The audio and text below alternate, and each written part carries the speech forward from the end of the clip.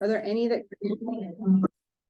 Sorry about that. Tonight on the agenda, we have 5 consent items. Are there any that commissioners would like pulled for discussion? Jeremy, Yes. I plan to abstain on C, so. Yeah, they can pull it for discussion, or I can just make a motion to approve A, B, D, and E. Okay, so we'll pull C. And then, did you have something you wanted pulled? No. Okay, right, so do I have a motion on items A, B, C, and D, or excuse me, A, B, D, and E? I'll move to approve items A, B, D, and E. Second. Motion by Lyons and a second by Schwartz. Roll call, please. Chair News, For, Commissioner Friedman. Four. Commissioner Schwartz. Four. Commissioner Lyons. Four. motion passes, and now item C. Commissioner Lyons, did you want to address why it's pulled? I have a potential conflict. C, Okay, so you're so gonna, I will be abstaining. commissioners, other commissioners, anything? All right, so do I have a motion on consent item C? I make a motion to approve consent item C.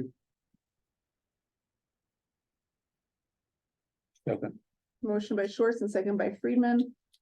Roll call, please. Chair News, For, Commissioner Friedman. Four. Commissioner Schwartz. Four. Commissioner Lyons. Abstain. Mr. Gager, does anything else need to happen before we move forward?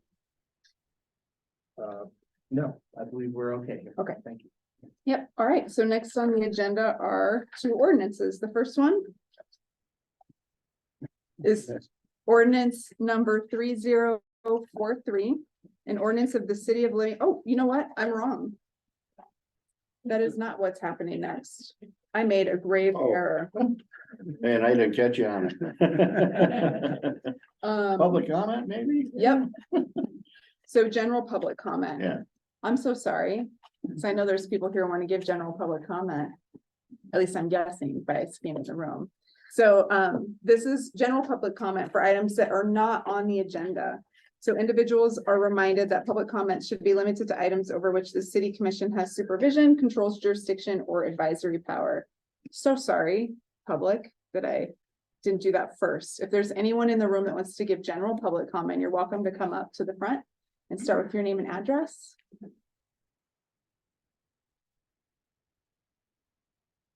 Thanks for getting it started tonight, Patricia.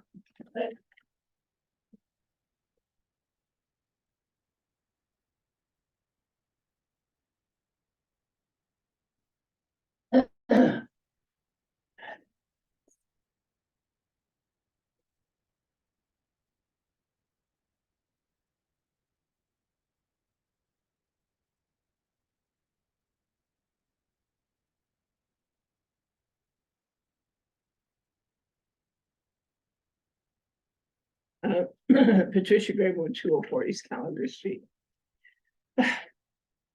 Such a good commission.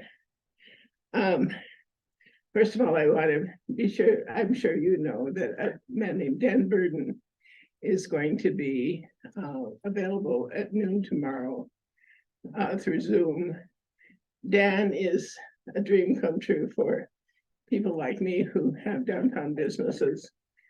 He's one of the top 6 in the world in planning parking. And he's Park County Environmental Council has graciously brought him here to talk with us tomorrow. So I just want to be sure that everybody in the audience and certainly the commissioners know about this wonderful meeting that's going to happen. The other thing I wanted to let you know, and I don't know if you know or not, but I have been in contact with the Miles family who donated the Miles Park to the city of Livingston. Now, the entire Miles Park was donated by the family, and they realized when we went through the last wellness center situation that there was a little bit of wiggle room there that allowed for someone to come in get that land and use it for anything but a park. So the Miles family, of whom many of the Miles family live here in this area. A.W. Miles was, if you don't know much about our history, was one of our first mayors. So the Miles family has met with Joe Swindlehurst, who their family donated the Swindlehurst part of the park. The Miles family donated the Miles part of the park.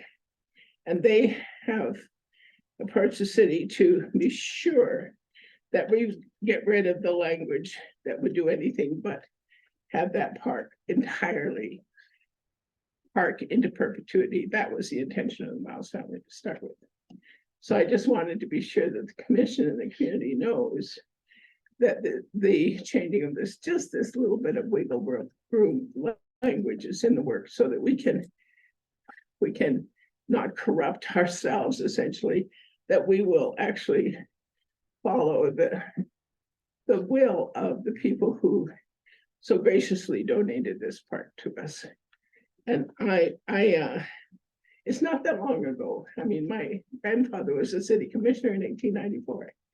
So that's about the time that the A.W. Miles was our mayor, and our history and our continuity as an honorable people needs to remain strong. So that's my comment. Thank you. Thank you, Patricia.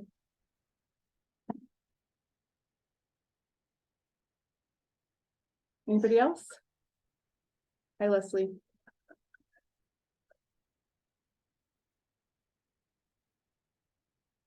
How do you do, Commission? Leslie Feigl, Livingston Chamber of Commerce.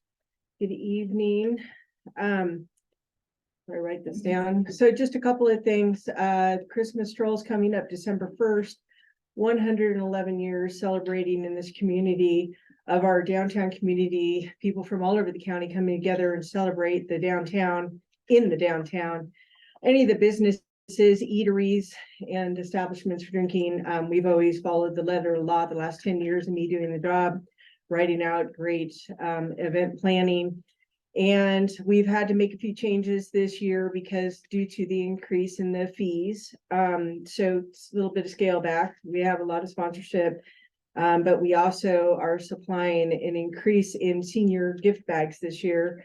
261 seniors, to be exact, in our community that we're supplying the bags for. So we've had to pare down on a few of the streets.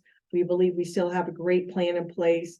I wanted to make a public comment on this just simply because I wanted the rest of the city staff and community to realize that, you know, there are other circumstances this year why we're not doing such a mass closure in the downtown area, all of which will still be open for the Christmas stroll.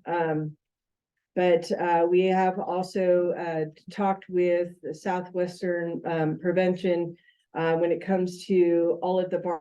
We'll be utilizing the WeID tags, so for 21 and over drinkers. So shouldn't be seeing anybody walking around with a cup in their hand without having the ID tags on. Those are going to be supplied by the DUI task force. We have Rural Fire, again, loves to volunteer and give us extra lights on the streets that are extra dark.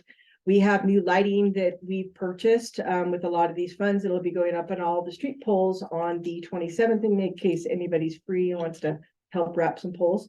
And on the second answer, that's about the Christmas stroll. We moved it up an hour earlier because the time and the cold is going to be pretty cold that night. So we're doing 4 to 8. So I just want to let you know the posters will be coming out in a few days. We're going to be celebrating the Shop Small on November 25th, which will be Shop Small Saturday. We got a lot of posters going up around town. That'll be all over our county as well. Both Clyde Park, Wilsaw, they've already got some posters up there. Just reminding people to shop here in Park County. And the third item is just a note from Love's Lane. Now that the city has annexed that, there was a closure that was done without the folks out there knowing. And we've been receiving lots of calls representing the IML. So, you know, again, reminding that if we annex streets and areas, and when we do work as the city, if you could remind staff that we got to remind the people that live in that area that might not be accustomed to the difference between the county and the city. You know, when they do a street closure, the county tends to, it's on social media, it's everywhere, we put up signs. But when the city then becomes annexed to these areas, need to let the neighbors know when we got some of these kind of things going on. So greatly appreciate that. And thank you very much, Commission, this evening. Thank you, Leslie.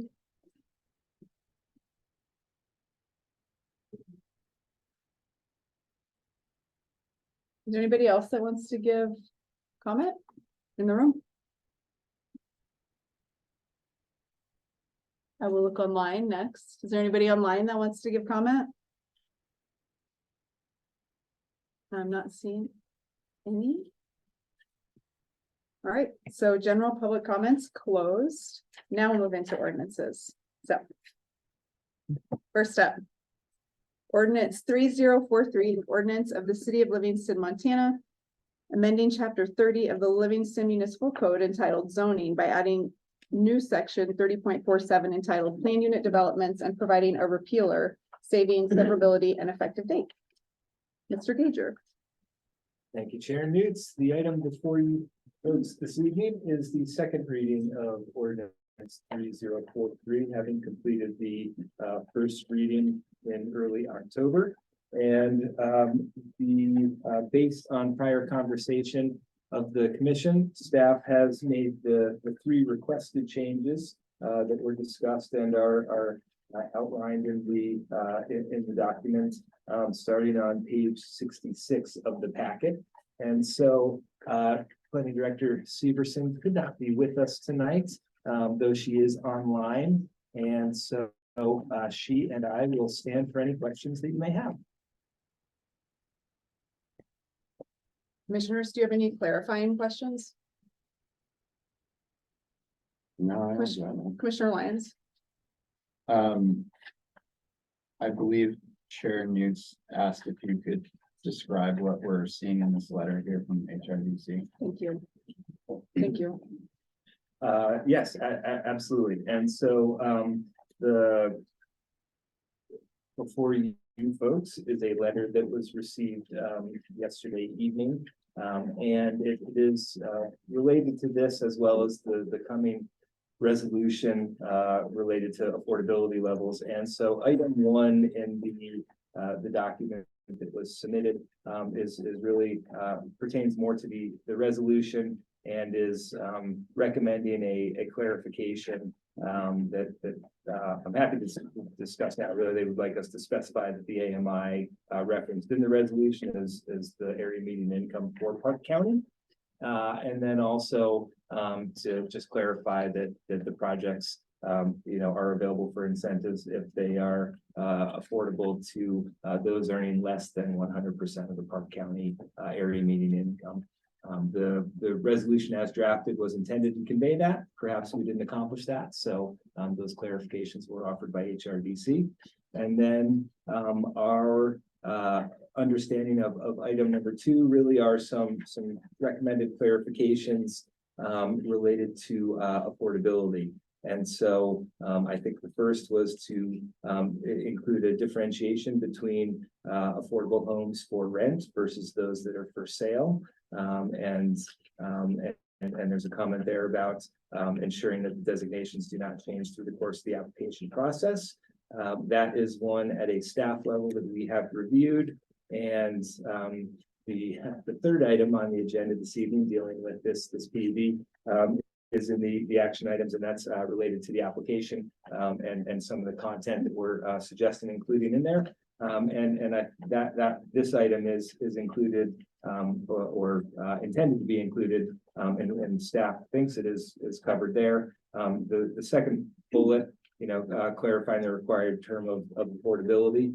That is also something that we expected to come through the application process. We have a point in there that speaks to the affordability of units and a plan for which units will be provided that are intended to qualify for incentives through affordability. And so we expected that bullets 1 and 2 would be included there or covered there. And then the third bullet point here is just to clarify that homes that qualify for the affordability incentives are not to be used as short-term rentals, or to clarify whether they may be used as short-term rentals more accurately, and or if it shall be long-term. And I think we've discussed throughout this process that we're interested in the long-term rentals, not short-term rentals as affordable. And so there may be some clarification that we could provide, whether that's through the PUD ordinance, through the accompanying resolution, or on the application. Staff, I think we would welcome the commission's input on where they would like to include that. We had somewhat, I alluded to the plan for affordable units to be submitted and as part of the application. We somewhat expected that would be there, but I think it is been voiced by you folks that the desire is for long-term rentals, but we do welcome your feedback. So that's my summary of the letter from HRDC. Thank you. Anything else? I'll just go off of what you just said in regards to this letter. So it sounds like the first point we can discuss when we get to the resolution. So that's 517, wait. 5115, 5115. item 9 on the agenda. 90, thank you. And then out of the 3 bullet points, the first 2 bullet points would be under action item A, so 10-A. And then this last bullet point, you'd like some clarity if we want to talk about it in the ordinance, resolution, or the application, which of the 3? Okay, great. So we'll come back to that if that works for the commission, just that last bullet point, and we'll get the other ones when we, Right, when we Okay, get great. to those resolutions. does that work for everybody? Yeah. Okay.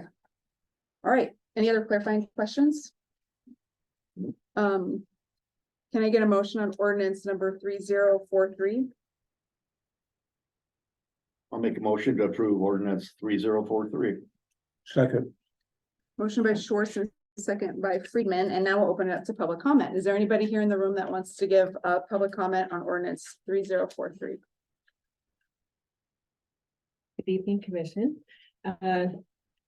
So the thing is we don't, under this regulation, or this resolution, there's no regulation under the city of Livingston that's been brought forward in front of the commission to regulate short-term housing, long-term, or to regulate what the income levels are. And until that comes forth, that wouldn't be able to be a part of this resolution, meaning that the verbiage shouldn't be able to be changed. So that is like a whole different ordinance on short-term, long-term income level.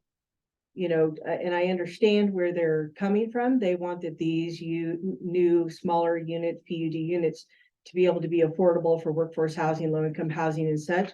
But these are 2 different factors, or fractions, I guess you could put it. So you can't just say one is the other without having this other resolution in place. So I hope that you think about that before agreeing to pass this particular resolution. I appreciate your time. Thanks, Leslie. Thank you. Is there anybody else in the room that would like to give comment on this ordinance?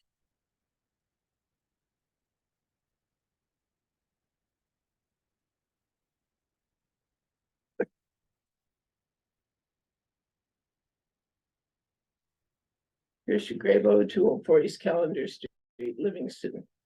I'm kind of confused. I'm not sure why HRDC, just another 501c3, would have special attention by this commission as a letter that's brought to them. That puzzles me that they get that kind of special dispensation, and that their recommendations are even considered. It's like if I write you and say, this is what I'd like to see, and then you bring it out as a main item that you're considering, that makes me feel really great that you favored me over others. So it puzzles me that you did that. Also, this particular organization has come out with verbiage that banks don't even recognize. short-term rentals, long-term rentals. What the heck does that mean to a bank? It doesn't mean anything really. Now, having managed a large building for 24 years and having taken it from being 3 years from being condemned to being really nice now, I know that these affordable units in my own building, which all became apartments before I ever got it, were sometimes it was affordable unit like our number 36 is affordable unit now, but it used to be, it didn't used to be that. So it varies inside those huge buildings, which are multi-use buildings. And my relationship is mostly with the bank and not, I don't even know who HRDC is really. But when this body considers this, they should be considering the world in which these building owners and builders live.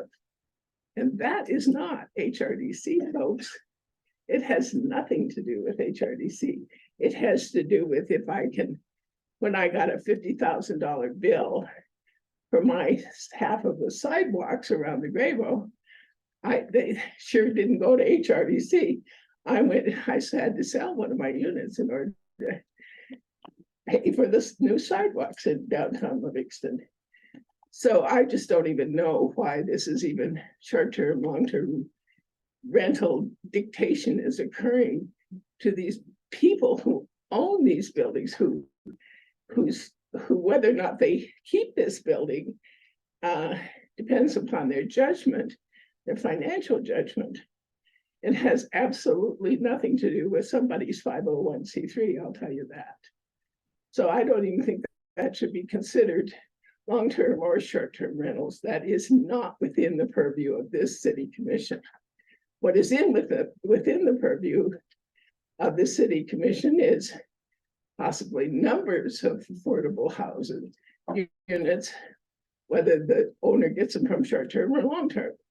That's not relevant, but it is relevant maybe that per building you have so much incentive for people to in fact get PUD short-term rentals. And I have been, as I've said before, I have been advocating this since about 2006 for us to do a PUD. And this surprises me that we would even consider this, whatever is as God's word, whatever this 501c3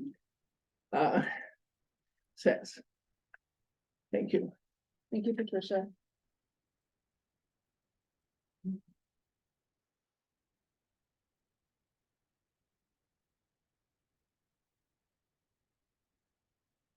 Evening. My name's Brian Ryan.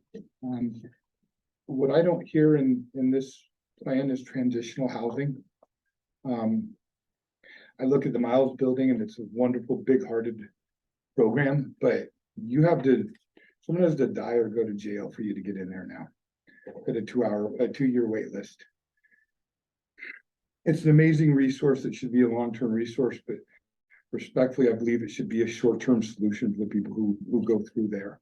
I understand there are people that have disabilities and we work with, but I see Counterpoint every day and I'm really just remarked at amazing work that these people with disabilities are doing.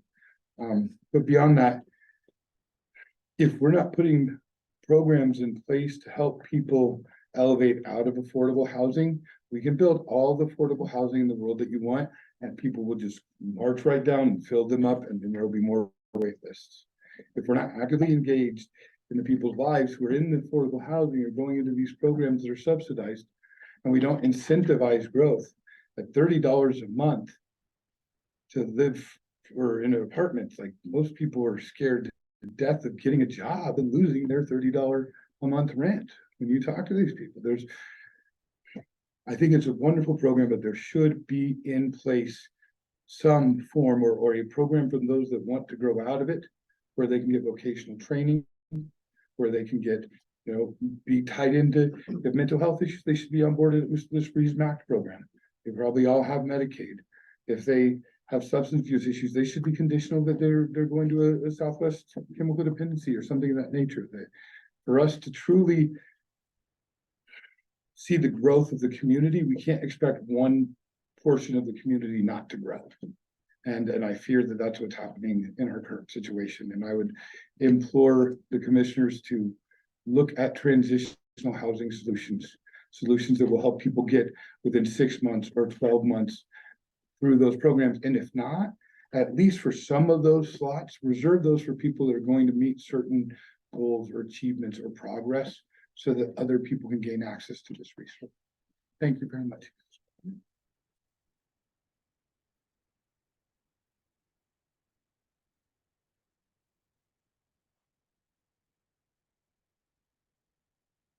Hi, Jonathan. Hi, Jonathan Hettinger, 111 North C Street.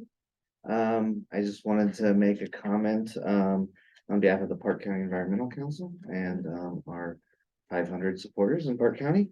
I wanted to say that we support, the comments by the Park County Housing Coalition, HRDC, and hope that you can incorporate those into, this and as well as the application and, the other items. And then I also just, wanted to say I applaud the city on its earlier action to help fund the Park County Housing Coalition. I was a member of the Housing Working Group and helped develop the action plan. And I think it's really great that the city is engaging in a contract with the coalition.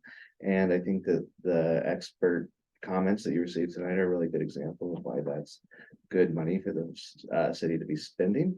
And definitely support only having affordability requirements and requiring that they are long-term rentals. Definitely don't want the city to be giving out giving developers incentives that then just end up being short-term rentals. That doesn't make much sense. So thank you. Thanks, Jonathan. Is there anybody else in the room that would like to give comment? I will look online. Is there anybody online? Hi, sorry, Hi, I Catherine. didn't raise my hand quickly enough. All right, you're good. You can go ahead. Catherine Daly, 520 South 9th Street. I just wanted to clarify the comment that I submitted on behalf of the HRDC to the commission. So this is a public comment. It's just the written version of my public comment tonight. I had some suggestions for just clarifying the resolution of affordability. And then I had some general questions for consideration when the discussion of the PUD, the draft PUD application becomes underway. And Catherine? Catherine, sorry. that's okay. Would you mind saving the comment on the resolution till we're to that agenda item and then a comment on the action item for when we get to that action item? Yes, That would help us. absolutely. Yeah, I just wanted to clarify what those comments were for. Neither of them were for the PUD ordinance. So Thank you for that. That's helpful. Is there anything that you wanted to offer on the PUD ordinance? no, thank you. I think we've been talking about it and in public hearings for quite some time and nothing further to discuss. Thank you, Catherine. Thank you. Is there anyone else online that would like to offer comment?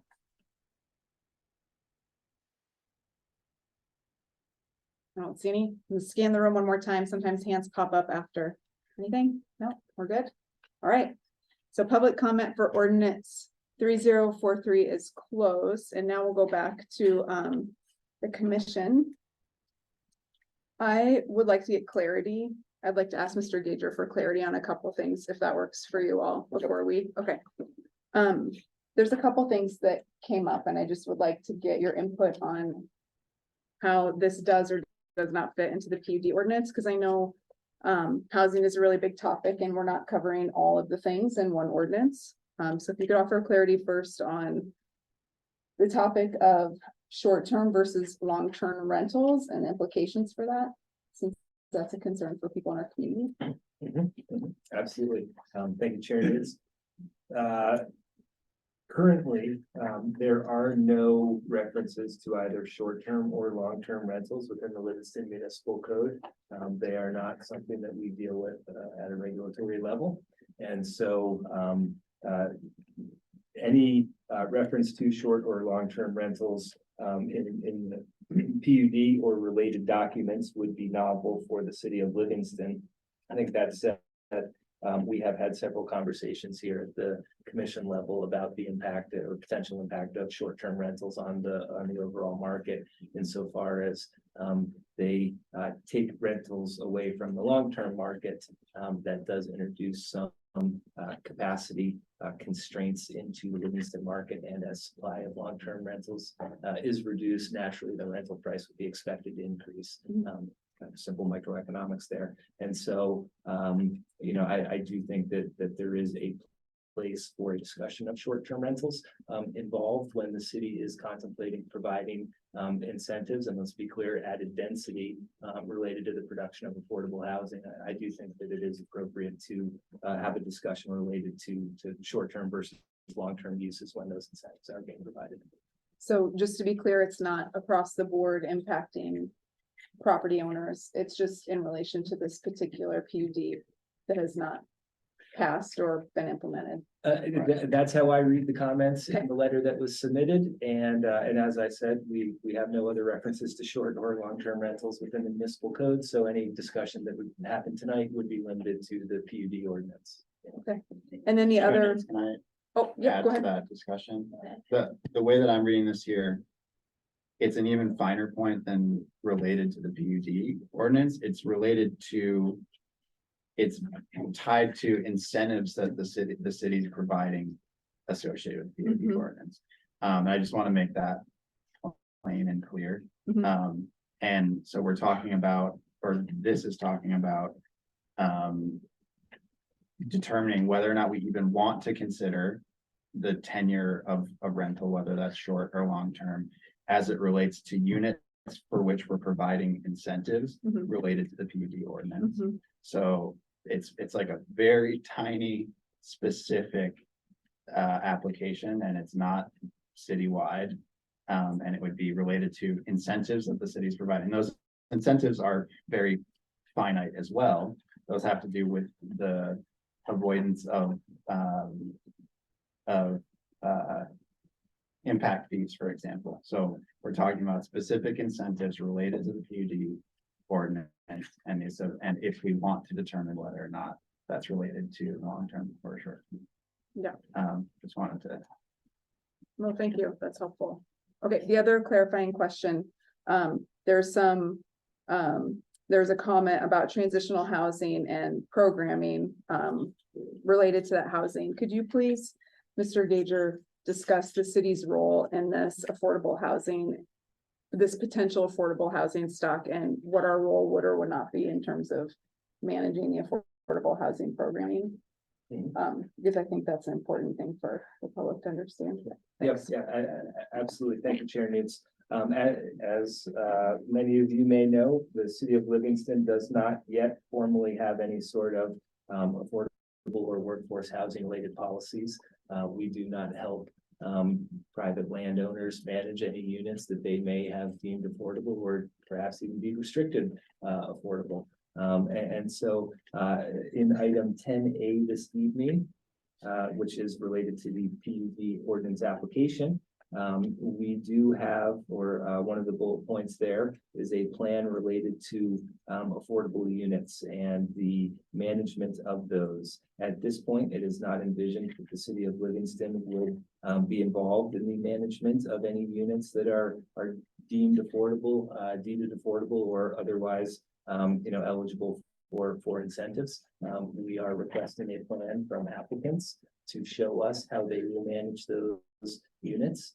It is likely or possible in the future that the city may engage other partners, whether in the public or private sector, to manage an affordability program. But at least in the initial phases, we are putting that back on the applicant and the subsequent property owner to manage that. With regard to transitional services and other supports, the city is an active partner with many of the providers that were mentioned in the comment and others that were not, and others that are in the room this evening and others that are not. And we will continue to work with those members of the community and those partnerships to ensure that all members of the community have access to the services they need, because we do recognize that housing and other issues often are not solitary. They are coexistent with others, and so we have a responsibility to all members of the community to ensure that we're meeting their needs. Thank you. All right, I just wanted to get some clarity on some of the public comments. Is there any other clarifying sort of comments that folks want before we move into deliberation? Okay, Commissioner Lyons? There was a question about our consideration of comments from the HRDC. Mhm. I thought maybe Mr. Gager could talk about the HRDC's role in the housing coalition and how that relates to what we're talking about.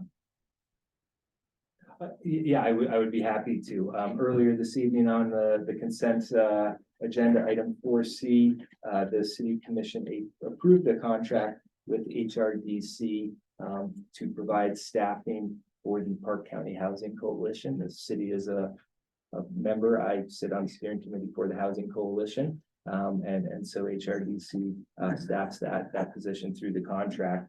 The comment that was received and was, kind of discussed a little bit earlier here, actually was the only public comment that was received by the city related to this ordinance or the resolution or accompanying application today. The letter came in yesterday evening, and we do generally accept and forward on all public comment received by noon the day of meetings to the commissioners. We had some competing priorities earlier this afternoon that prevented our timely dissemination of the letter at the noon deadline. And so I did disseminate it, I believe about 3:30 this afternoon. And so because of that late dissemination, I did feel it was appropriate to at least discuss the letter, make sure that you folks had all reviewed it and received it. Again, it was the only public comment that was received on this issue this evening. Before the meeting started. Right. And just to be clear, Commissioner Lyons, you're correct that I was asking for a summary because I didn't have time to review it after work and before getting here, so. Wow, listen to that, guys. That was loud. So I just wanted to say thank you for that too, and I'm gonna make sure I don't have any other alarms on. All right. That alarm is off. Sorry about that. Although if anybody was sleeping in a meeting, you're certainly awake now, if you were put to sleep by our comments.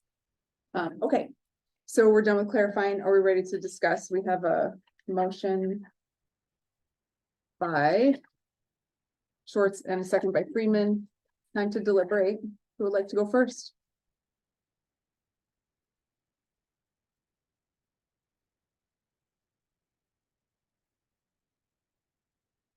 No one? Great work, staff. That's all I want to say, yeah. Changes, yeah, we made that we requested. And moving forward. I yield. Do you have anything to add? Do you have anything you want to add? No, I'm okay. This has been one of the longer ordinances, I think, that we've wrestled with as a commission and the staff, and I think it's going to be interesting to see the impact after this moves forward. So thanks also, I would second what Quinn said. Thanks to staff for working with us on this. Because we did ask for a lot of updates and some things we wanted tweaked, and you did the things, so thank you. I'm looking forward to this moving forward. It's not a small thing after all the time we put into the growth policy, to have something like this moving forward, so thanks. Oh, one thing, is Please. this the final reading on this? It is, Should be the right? final Yes. reading, so in 30 days after, if it passes, 30 days after it passes, we might see if anybody's interested in this ordinance, Yeah. yeah. Okay. Are ready to vote? Aye, yes, ma'am. Roll call, please. Chair Nudes, For, Commissioner Freeman. Four. Commissioner Schwartz. Or, Commissioner Lyons. or although, did anyone make a motion? Yes, Commissioner Schwartz made the motion and Commissioner Freeman seconded the motion Yeah, before. sorry. That's okay. I write it down so that I don't have to remember. Lost track. It's all right. And then we also have our city clerk here. If I made a mistake, we probably would catch that. All right, so moving on to ordinance 3047, an ordinance of the City Commission of the City of Livingston, Montana, amending chapter 23 of the Livingston Municipal Code entitled Trees by eliminating the tree board. There was extra E's for those of you following along in the writing. That's why I said it that way. Mr. Gager. I am very excited about trees, so I included an extra E there. And the item before you this evening, commissioners, is ordinance 3047, and it is a follow-up of a conversation that we have had related to some of the advisory boards and committees here in the city of Livingston. And the tree board exists in the Livingston Municipal Code and has been assigned certain functions.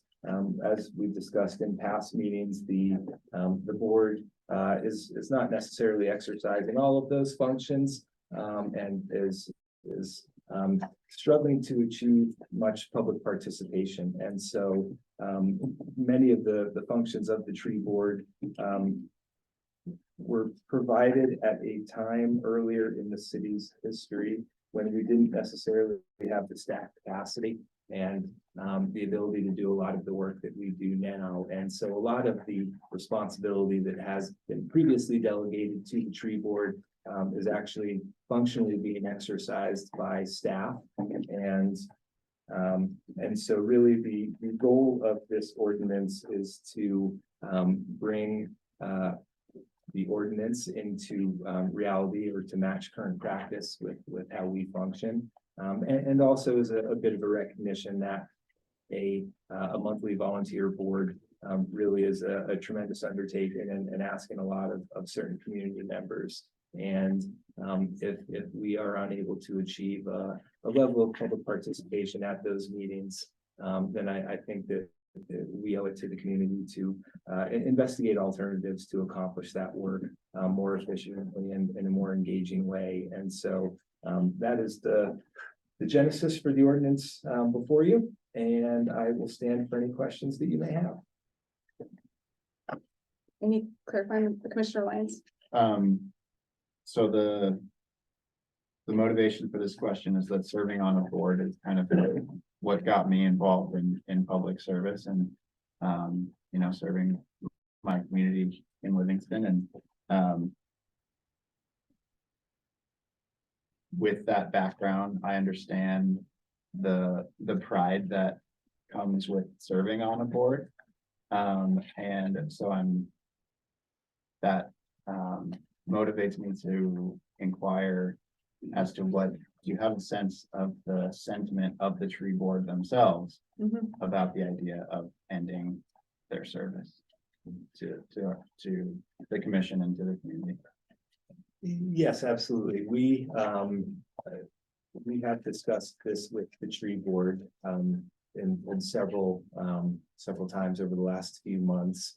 I will report that in the last several weeks, as this has kind of taken shape, a number of tree board members several tree board members have resigned their positions, and I can't speak to their motivations, but they have vacated their seats. In conversation, other tree board members had, and this is all on the public record and in videos on the website. Some tree board members have discussed dissatisfaction with the recent function of the tree board, though they have expressed enthusiasm for continuing work on trees. I think it's their desire appears to be to do that work more on a project by project basis, rather than just on kind of a standing advisory committee basis. And so I do think that there will be opportunities moving forward for us to bring together ad hoc groups of community members to kind of continue that work and that spirit.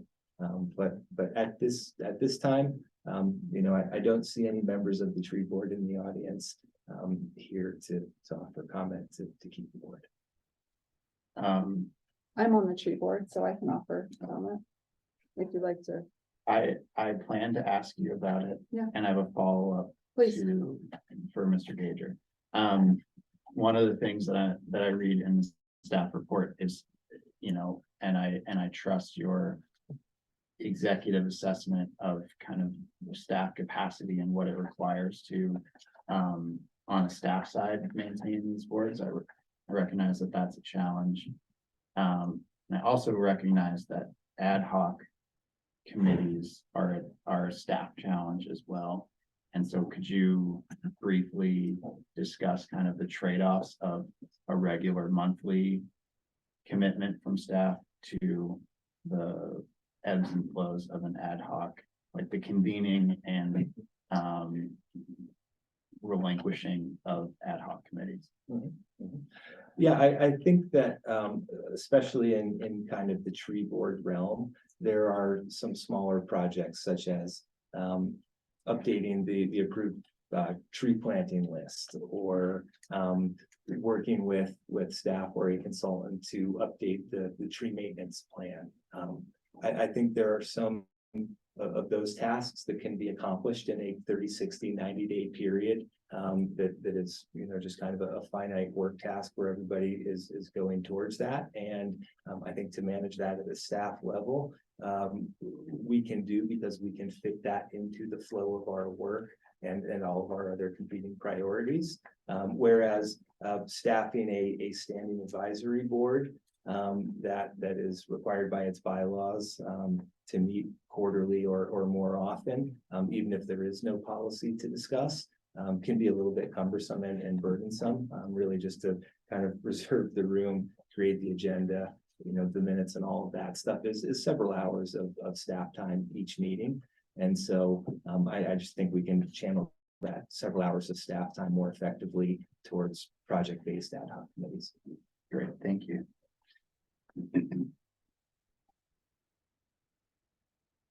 Aaron Newts, if it's appropriate, I'm very interested in your assessment of the sentiment of the tree board with Yeah. respect to disbanding them. I think overall, I would say, so I've been on the tree board 2 years. Before that, my predecessor was Commissioner Friedman. And, Was a long time ago, and, 12 years. and I was getting comments from people on the tree board before I was on the tree board and after I was on the tree board. And it wasn't so much about what engagement should look like, but it was the feedback that I would get was that our community was very frustrated by attending meetings that didn't feel effective or productive. And you know, we talked about this at a previous meeting, but I'll reiterate it, that when you read the tree board bylaws, it's really set up as an executive function.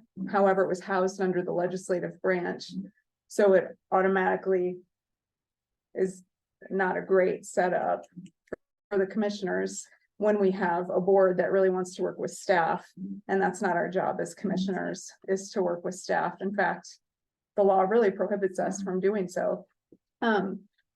So I found that was a pretty consistent theme, this and another board in particular, which will come up later, the Parks and Trails Board. Some of the feedback I got is that the folks really, people, our volunteers, our community members really want to engage directly with staff.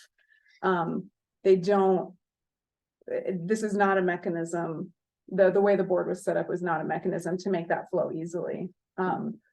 Because we don't make decisions about permits at the commission. We're not issuing permits. We're not making decisions about where benches go or, you know, what species of trees get planted. That's an executive function in our form of government, and in any form of government, really. So I would say that that's sort of the general feedback, is that there's like real frustration. And also what Mr. Gager said, I would agree with, that it seems like there's a lot that people want to do, but it's just not moving forward the way they'd like it to move forward, and in part because of the structure of the board. There's a lot of people who really want to engage around trees and the urban forests in this town. You know, we've seen that there's different volunteer groups that do work around town, and there's pretty high engagement and interest. So I think it's a good opportunity for the city to meet people where they are and think about ways to get this group of citizens engaged directly. But I have follow-up questions as well. If Uh, that suffices. It does, and I very much, appreciate, the context of kind of which parts of our city government, that board seems to like need to interact with more. That's really helpful context, and I appreciate it. Yeah, I mean, if you think about the only policy I think we've worked on with trees maybe has been. And I don't remember if you were on the commission yet. I think it was boulevard trees. It might have been before you were on, because I think I was sitting. Right there, I believe, and that might have been the only thing I remember. Yeah, come up, yeah. So, yeah, there's not a ton of tree policy. Thank Or, you. yeah, I yield. okay. My questions would be, for you, Mr. Gager. This is a pretty big shift and people are interested to know. I think you've given us some ideas of what, the executive branch public engagement looks like based on your work this summer, but could you share some ideas that you have that are alternate to a tree board so that the citizens could directly engage with your staff and, maybe touch on like, how do we know that staff is actually being influenced? How do we know that our citizens are actually influencing city government? Because we don't want it to be performative. We want people's, opinions about trees matter. And then also, yeah, if you have any alternate ideas that weren't mentioned by the commission on what public engagement might look like. Yeah, absolutely. And as you, accurately pointed out, really there is not a lot of policy, or, policy decisions in the tree realm are relatively infrequent. So I would actually imagine that a lot of the engagement around trees would be more project-based and operational. And, I mentioned updating the approved species planting list as one project that I can envision. That said, there's, the program Livingston Loves Trees that the city funds in part. And then we also have the Emerald Ash Borer issue, still a bit to our east, but I'm told that it is working its way west. And so I could envision, and there are other initiatives that I could go down the list in the tree world. So I could envision opportunities where perhaps an ad hoc group of specialists that have some background in trees, say for the tree planting list or the Emerald Ash Borer plan would be formed. But I could also imagine other ad hoc groups or really just community events related to education and outreach, like Livingston Loves Trees, where we can engage the community more than we have in the past and bring that program to other areas of the community, because it's a program that has been run by an outside partner. But I think we've seen in the last few years that that program may benefit by some more public engagement. And so I think partnering with that outside entity could be a powerful opportunity for trees in the city of Livingston. So those are a few of the possibilities. I would say we've on things like the Wellness Center this last summer, I think we interacted fairly effectively and solicited public opinion and public feedback into a process. And so I would imagine we'll have meetings like that, whether they occur at the farmers market, city commission, or in other venues where the public can tune in and engage on trees. So an example of the proposed wellness center, for example, you did surveys, and you shared the survey results publicly, and then those survey results were driving the programming and, for example, some of the components of the building design. So that's an example of how the public engagement directly impacted whatever was being proposed. Do you see there'd be opportunity to be really transparent like that with trees? So, and would you bring those updates to the commission and to public meetings? Oh, certainly, yes, Okay. absolutely. If there's a matter of policy, that rightly belongs with the commission, and so that would certainly come up to you folks. And then on operational matters, You know, we certainly, if there was going to be a large operational change, like to run that by you folks to just make sure that we're all on the same page there. But I also think that the members of the public who pay attention to trees probably will see some immediate changes from those interactions with the city arborists. We have two now. And so I think people will see changes big and small, some on their streets and some in public meetings like this. So even if it's not something that warrants being on the commission agenda, would you be able to share in like the manager comments or in your newsletter, like what you're doing, just so people know what's happening with trees? I would be happy to. Okay, Yes. thanks. That's, maybe I wasn't specific enough. Thank you. Anything else you would add? You know, the only thing I would add, I did notice in section 23-27 on page 85 of the packet, there actually was an intended change that we didn't codify as well. We had intended to delete the first sentence of that section and then replace the final word on that the second line, commission, with manager. And so it would take the appeal of any ruling or order of the city arborist and direct that towards me to hear the matter and make final decisions. So Okay. I apologize for the confusion on that one. Also in the title review by city commission, changing it to city manager, Absolutely. city manager? Yeah. Okay. Thank you for catching that. Is that something that we can just amend the motion? Absolutely. Okay. Thanks for catching that. All right.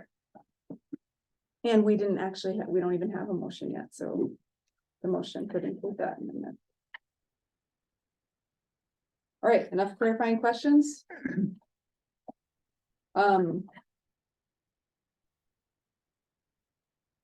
wrote it down. Do you want me to make the motion for this one since it includes an amendment right away? Please do. Okay. All right, I think what I'm gonna say.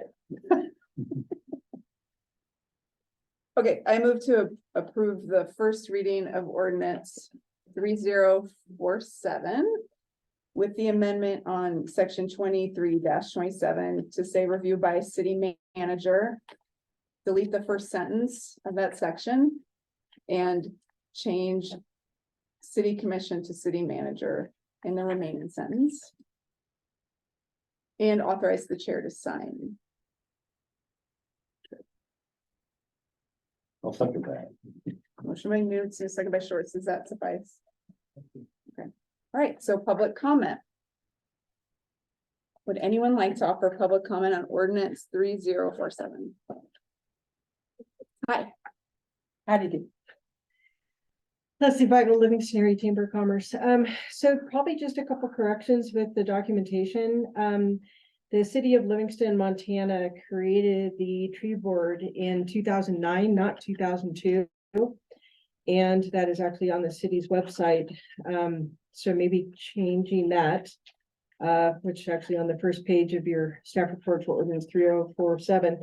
The Becoming a True City started in 1997 across the nation, and it was done for a purpose. When, you know, if you talk about environmental acts, fresh air, clean air, all of that goodness, there was a reason why Livingston, Montana had annual meetings, some of the biggest meetings that I've attended over at the old, remember the old big host, the big hotel that's going under renovation right now. They had the big conference center, and it was a very active board. It was also very actively, participated in by people all over the nation that came to it. It was a very large meeting, and it was something that Livingston actually was very proud of. And the city owned all of the boardwalk trees at the time when Mike Cardews came on. It was just shortly that year, and you're correct that you were over here, that the city decided to, at that time, there was a bunch of cutbacks, and took all the boulevard trees and put them in charge of the people that lived in the houses in front of the trees. And that was a huge thing. And I think that prior to all of this moving forward really quickly here, I think that before we make this kind of a decision, I think that the community needs to know more, or they need to at least have the time Sometimes we move very fast. I think that overall, your idea, I mean, it would be great to understand what the cutting back of funds would be. Like it says staff, you're doing it because you're reducing staff funding or cost. But to remember that, I mean, our community had a big part in being hit with some major bills during this, and that was any of the streets that lifted, the sidewalks lifted up in front of their houses, any of the trees that needed to come down or be planted had to come in front of the board. Seemed to be a lot easier than trying to find your tree arborist person here at the city, and you get 3 days to do something. That's kind of like shoveling snow, right? 48 hours. So I think that the community needs to have a little bit more knowledge about this and some way to put a posting in the paper or some way to, I mean, you guys are really great about putting stuff on social sites, really letting the community understand this when it comes to removing a board, which gave it, it was a little bit easier for people to come and find out their answers before they had like maybe a diseased fruit tree, or they wanted to plant a big another, you know, aspen, or they wanted to treat the trees versus having to track down your arborist. I've been here 10 years and I don't know who that is. And I just mean, so I'm sorry for that, but so I appreciate your time and also thinking about this, that you know, there are a lot of people, a lot of trees in this town, and I think there's a lot of people that maybe would like to just have maybe one little say or part of the conversation, make sure it's tailored right, but also change the date. Thank you. Thanks, Leslie.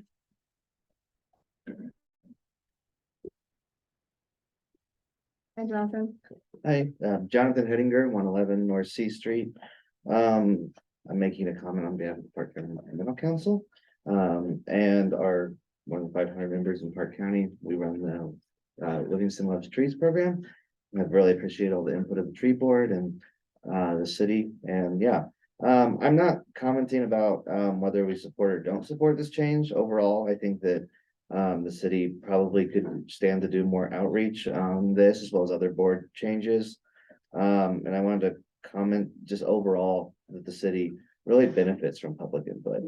Public participation and transparency are really key to community trust. We have a lot of really smart people here in Livingston who can help the city do its job better. I know Chair Newts is right when she says a lot of people care about trees. Talked to a lot of the current and past board members and they're really passionate about this, and I'm sure that they'll stay involved. And we'd love to help the city continue to engage the public on trees. If you move this forward, I just hope that you come up with a plan for public input. I think that removing a board without a plan for more input could mean that participation would be lost. I also worry somewhat about comments about public participation, and I think that looking at public participation as part of evaluating a board could be a bit of a red herring. I think that having a board of 9 people who are commission appointed experts who really care deeply about trees is kind of just like a feat of public input in itself. I think that a lot of having 9 people comment on city policies that are citizens is really important and great. And I also think that the board might not have had a large amount of public participation because of just maybe they didn't have anything too exciting right now, or anything. But I think that like when a lot of those hard decisions come, the board structure is really nice and really important. And yeah, but I just wanted to make that comment. Thank you. Thank you.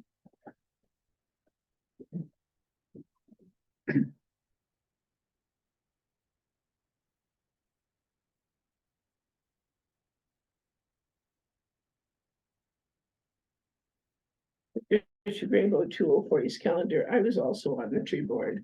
And I absolutely love being on the tree board because I learned so much. There's so much I didn't know about Dutch elm disease and everything else that we were facing. I like it very much. I'm in the legislative branch, not the executive branch. And the reason for this is we want more and more public participation into our government, more and more voice. If a controversy comes up, so we can talk with each other and then say to the people we have elected to represent us, say, this is kind of what our discussion led to. Plus the history of Livingston is so varied For example, when Warren McGee planted 425 trees in Sacagawea Park, there was really no city accommodation for it. There was no board. He went to work and took what he called his miscreants people serving community service, and he planted 425 trees in Sacagawea Park. And there have been controversies that have occurred about trees. So a board allows the public to say, I think this way, and the other person thinks this way. And there is always, and the arborist is usually there. And there's even controversy about arborists.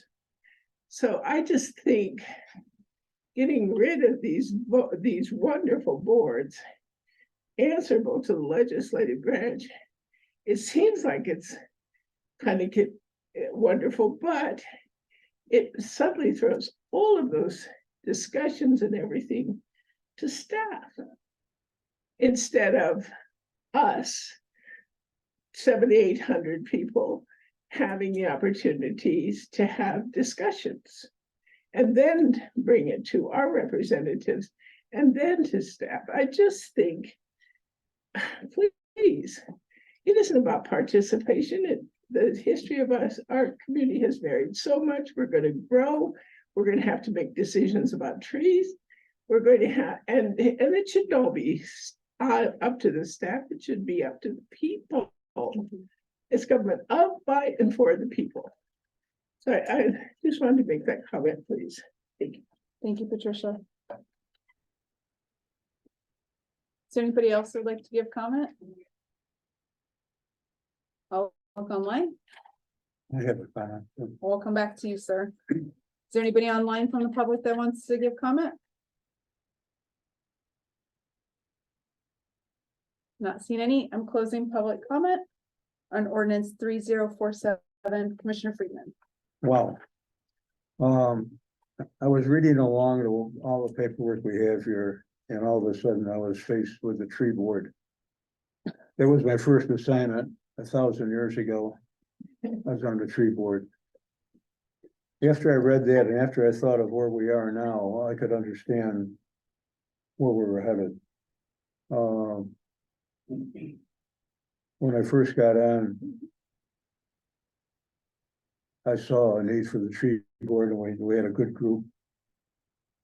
But as time went on, it became very specific as to the type of things going on. There was diseases coming on with overimposement and a lot of things that would affect it.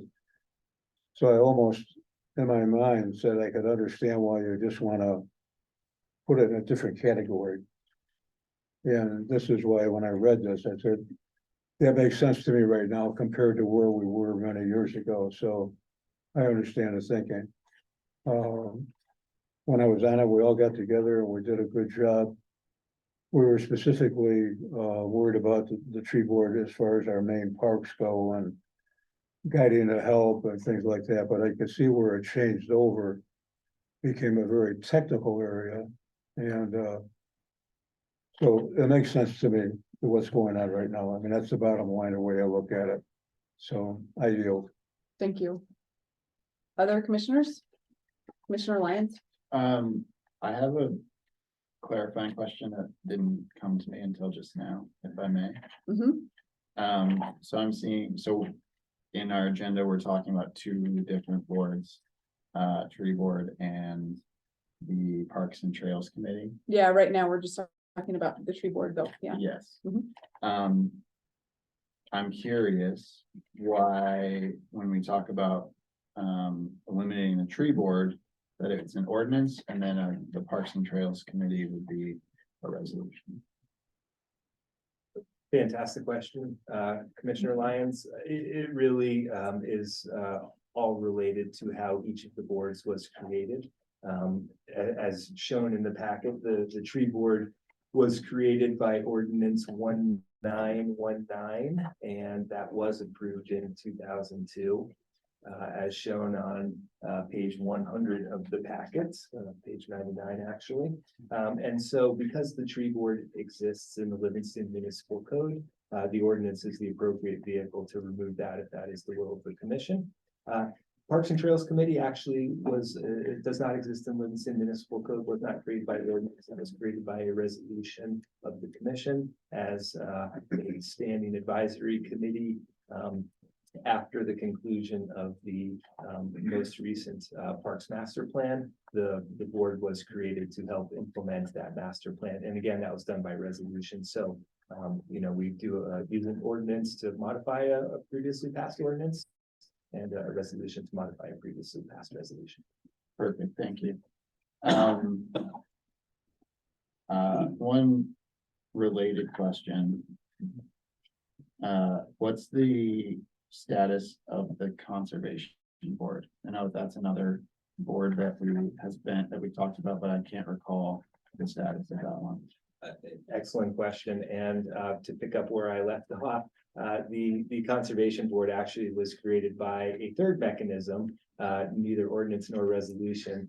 The bylaws of the conservation board actually were approved by you folks. And that is how that board was created. That board functions more as a executive advisory board. And so will be managed through a different process. And it still exists. It does still exist. It has bylaws that exist to this day, yes. Great, thank you. Is deliberation appropriate? So I kind of, as you might infer from my previous comments, I'm definitely sensitive to the trepidation that we're hearing from the public.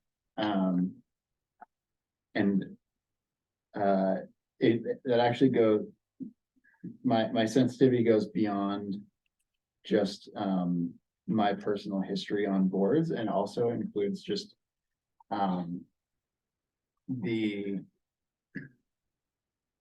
the trust that I have in those boards as a decision maker, and the ability of those boards to produce expert recommendations to us as a commission in our efforts to make informed decisions.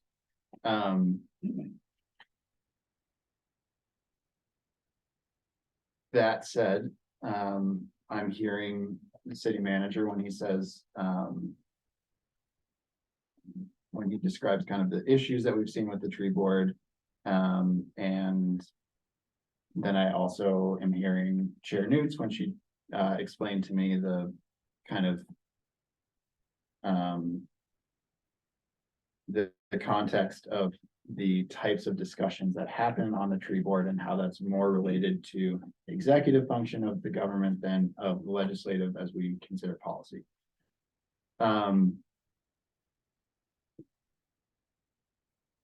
When I look at our decisions this evening as a whole, considering eliminating the tree board and considering eliminating parks and trails, again, I see how those specific boards are related to staff efforts of the city.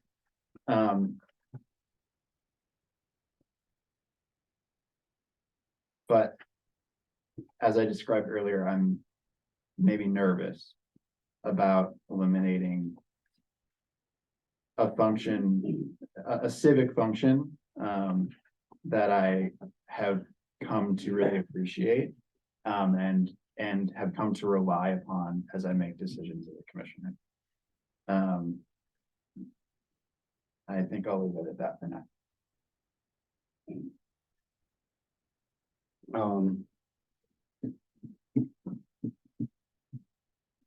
You know, as the history of the tree board, they've accomplished a lot since 2002, and stuff like that.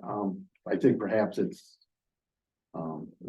monthly usefulness has kind of run its course at this point, and especially with the fact that we have 2 certified arborists on staff, which we've, you know, haven't had an arborist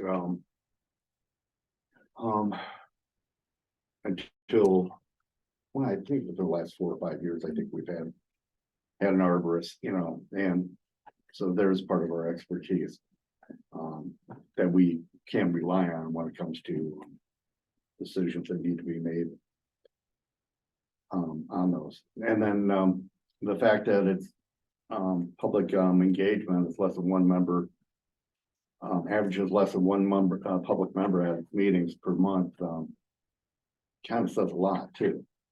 Although, the 5 members of the tree board are also, public as well. But I see the amount of staff, time staff has put in to, recording minutes and stuff like that, setting up this room once a month for the meetings. And, I really think at this point, anything large or major can be done ad hoc with, public participation. I'll yield. Thank you.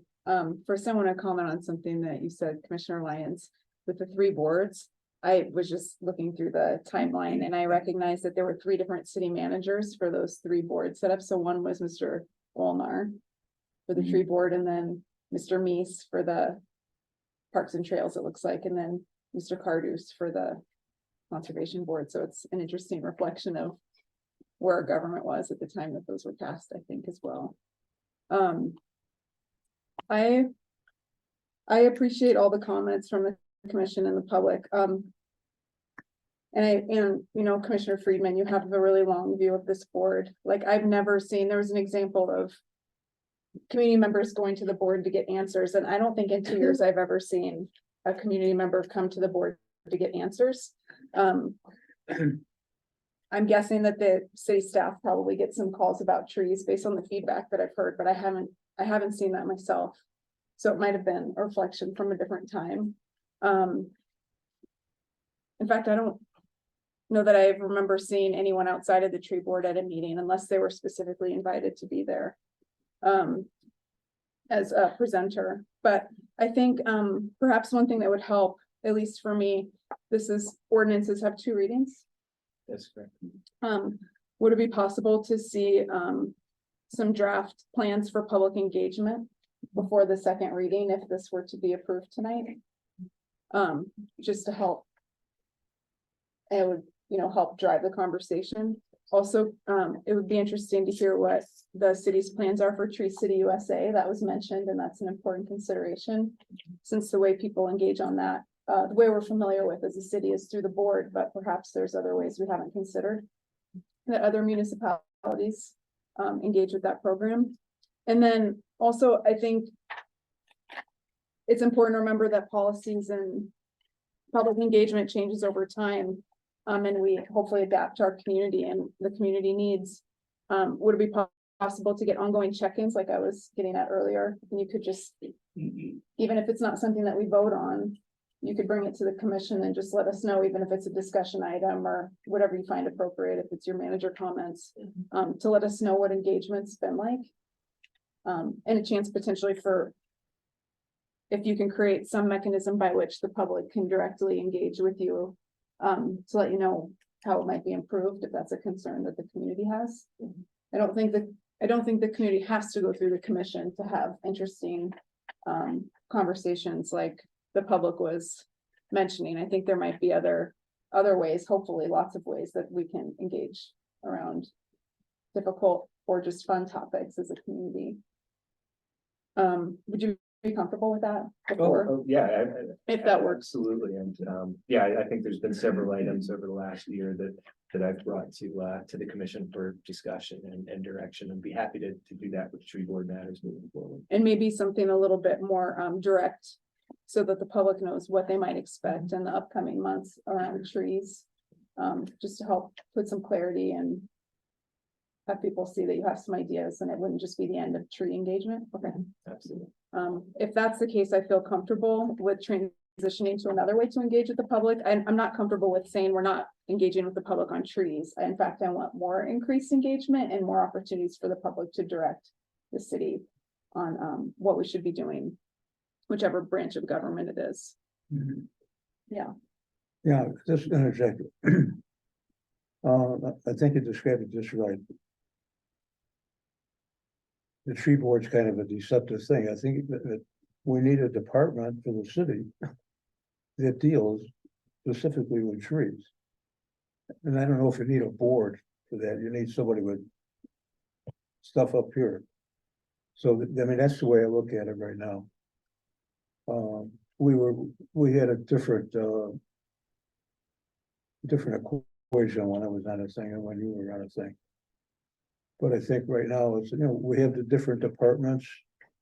Requires a department that encompasses ABC, dealing with trees, bushes, all kinds of little questions like that, but not necessarily a board.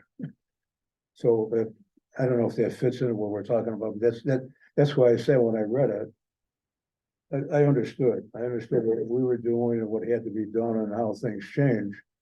And the thing has changed, I think, from the time that was established. And we're looking at it a different way, but we want to accomplish the mission. And I think right now we go in that direction, it's gonna do it, so I yield. The only thing I would add that is if this doesn't work, we can always come back to revisiting if we find that we do need a legislative board. So, okay. Yeah, Or- then we could do it by resolution to make it cleaner and simpler. Easy enough. Anything else before we vote? I don't have anything. Okay, so we have a motion by Newts. It's the reading with the amendment to section. Let me find the page. To section 23-27 and a second by Schwartz. Ready to vote? Roll call, please. Chair Newts, For, Commissioner Friedman, For, Commissioner Schwartz, Four. Commissioner Lyons. Or motion passes. Next on the agenda is resolution 5114, a resolution of the city of Livingston, Montana, declaring certain items as surplus and authorizing their disposal. Mr. Gager. Thank you, Chair Newts. The item before you is statutorily required. We, as some of you who attended the city chili cook-off last week may recall, we had our longtime member of our police department, Chief Dale Johnson, has retired and moved on to greener pastures. And as part of that retirement, the chief has requested his duty firearm. And there is a provision in Montana Code annotated for retiring law enforcement officers to be given their duty firearm. Earlier in the year, we had another member of the department separate after several years of meritorious service. Sergeant Walker has moved on to the city of Billings, and because the city of Livingston was his first law enforcement role, he has also requested if he could purchase his firearm as a career memento. So the item before you is a resolution to declare those two firearms as surplus so that one may be sold to former Sergeant Walker and the other may be gifted to former Chief Johnson. And I will stand for any questions that you may have. Question? I'm clarifying. Any questions? I'll ask a question. Is this like a common practice in? I just am not super familiar with police culture. Yeah. Is this like a common practice across cities? It actually, it is, yes. I think as a city, we do not issue firearms to very many employees. We do to these certain employees for a reason. And I think they have grown to be accustomed to them. And, Yeah. quite honestly, I thank every person who I asked to carry a firearm for doing so. So it is very common and yeah. Interesting. Thank you for that. Do I have a motion from the commission on resolution 5114? I'll make a motion to approve resolution 5114. Motion by Schwartz and second by Friedman. Public comment, please. Anyone want to comment on this? I see a nonverbal communication thumbs up from the back of the room. That's Leslie Feigl for the record. Is there any other public comment? How about online? No comment? All right, so public comment on resolution 5114 is closed, commissioners. Well, I will comment and say I've gotten actually a lot of feedback from the public in the last couple of months about the police department. And people are really concerned about our officers and really want to make sure the city is taking care of our officers. So this seems like a very small token of our appreciation for people who served our community. Some of them for a very long time, actually. Absolutely. Commission meetings aren't going to be the same without, you know, Chief Johnson here, but we're still happy that there's other folks in the seat, so. So I think that it's a nice thing that we can do for these officers. Do any of you want to add to that comment? Thank you for your service. All right, are we ready to vote? Mhm. Commissioner Lyons, you ready to? So we have a motion by Schwartz and second by Friedman. Roll call, please. Chair Newts. Four. Commissioner Friedman. Or Commissioner Schwartz. Or, Commissioner Lyons. Or Motion passes. I think now is a good time for a break before we move on to the next resolution. Does that work for you all? How many minutes do you want? 5 or 10? 10 probably. All right, so I'll make a motion for a 10-minute break. Do I have a second? second, Motion by News, second by Schwartz. All in favor, say aye. Aye. Motion passes. We'll see you in 10 minutes.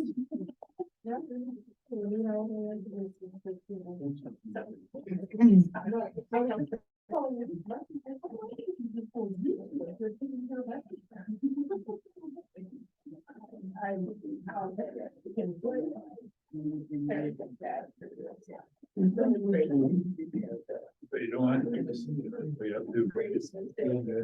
Oh, yeah.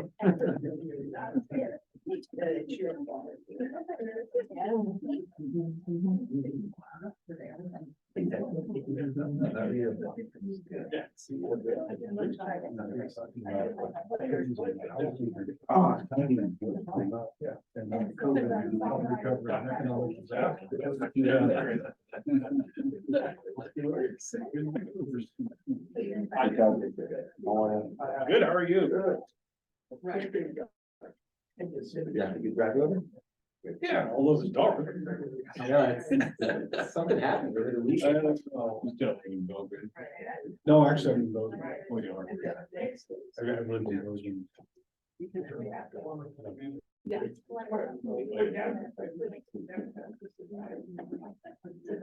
Yeah, so. Yeah, we kind of crossed paths, yeah. But during my first couple of years in Belgrade. Right. Yeah, I knew you were at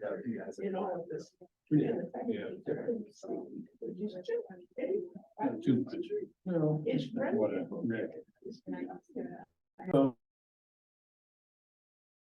Take it into the hallway.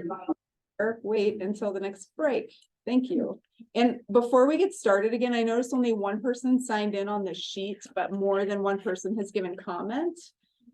So if you wouldn't mind before you skedaddle, getting your name on, otherwise I'm guessing our talented clerk will help fill in the gaps, but if folks could remember, that would be helpful.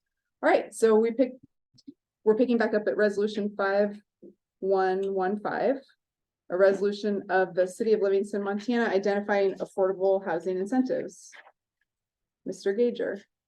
Thank you, Chair Newts. The item before you is related to ordinance 3043 that recently passed its second reading. And because there are incentives included in the planned unit development ordinance that would allow applicants additional density, there was conversation in our prior meetings about establishing affordability levels of units that would qualify for those density bonuses, for those incentives. And so as a result of those conversations, the staff and I have crafted resolution 5115, which seeks to clarify that projects that provide housing that is deemed affordable to residents earning 100% of the area median income, as then currently determined, would be eligible for incentives.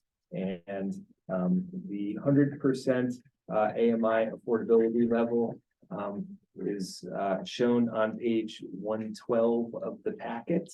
And I will offer the commission a bit of clarification of how staff came up with the 100% or below level.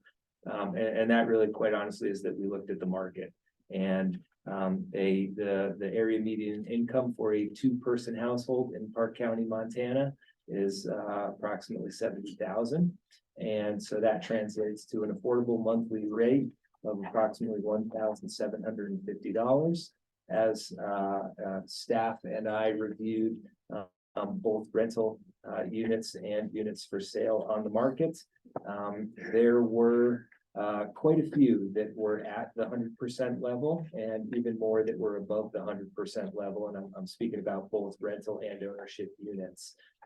And so while there was not a large inventory at that 100% level, there is inventory at that 100% level. And so going above that level didn't necessarily make sense, because there is more inventory the higher we get. And so the 100% seemed like the maximum level that we would pursue. And again, there is limited inventory for sale or rent at that level. So it seemed like an appropriate first level to identify. So with that said, I will stand for any questions the commission may have. Thank you. Commissioners, clarifying questions?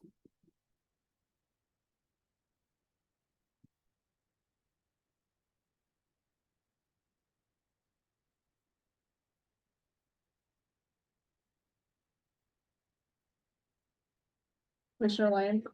Thank you. I got it. I believe when we talked about this in a meeting past, one of the reasons we decided to do this by resolution instead of included in the ordinance was for the potential, the ease of updating a resolution. And so I'm curious if there is anything within the resolution. I don't see anything in the resolution about it, like a schedule for updating it. And you know, I was looking into this and found that the AMI in Gallatin County, for example, increased a massive amount from 2021 to 2022. And so this table is for Park County, which seems obviously much more salient than Gallatin County. But I bring that up to suggest that this table will probably be different next year than it is this year. So what are the plans for revisiting this in the future? That's an excellent question, Commissioner Lyons. It was not discussed this evening, but in our prior conversations regarding the planned unit development ordinance, I had indicated that staff intends to review the ordinance 12 months after passage to affirm that it is achieving the goals that you folks had set. And so my initial inclination would be as well to revisit this resolution in 12 months from now and just review the planned unit development program in totality. And but that said, there is no prescribed period of update. Would be happy to entertain one, but initially our thought is at 12 months.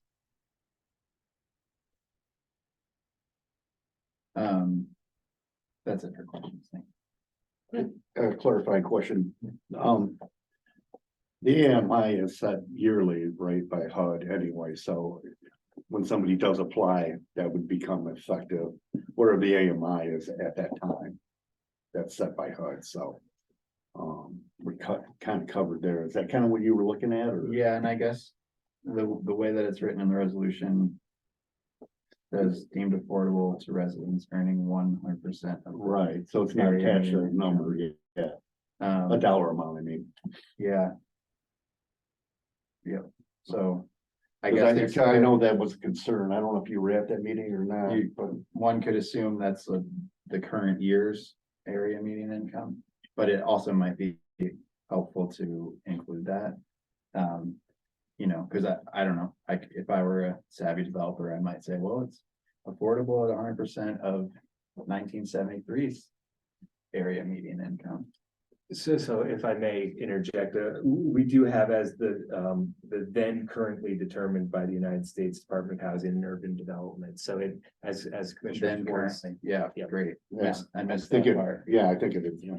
And so just to be clear, the annual update or the 12-month review, it was my thought that we would really look at that 100% level. And look at what the then current AMI is Right. and see if we needed to move that perhaps up to 120 down to 80 or to another. Great, yeah. I Yeah, because missed- that's the thing that fluctuates. Yeah, I missed that then currently. That makes a big difference.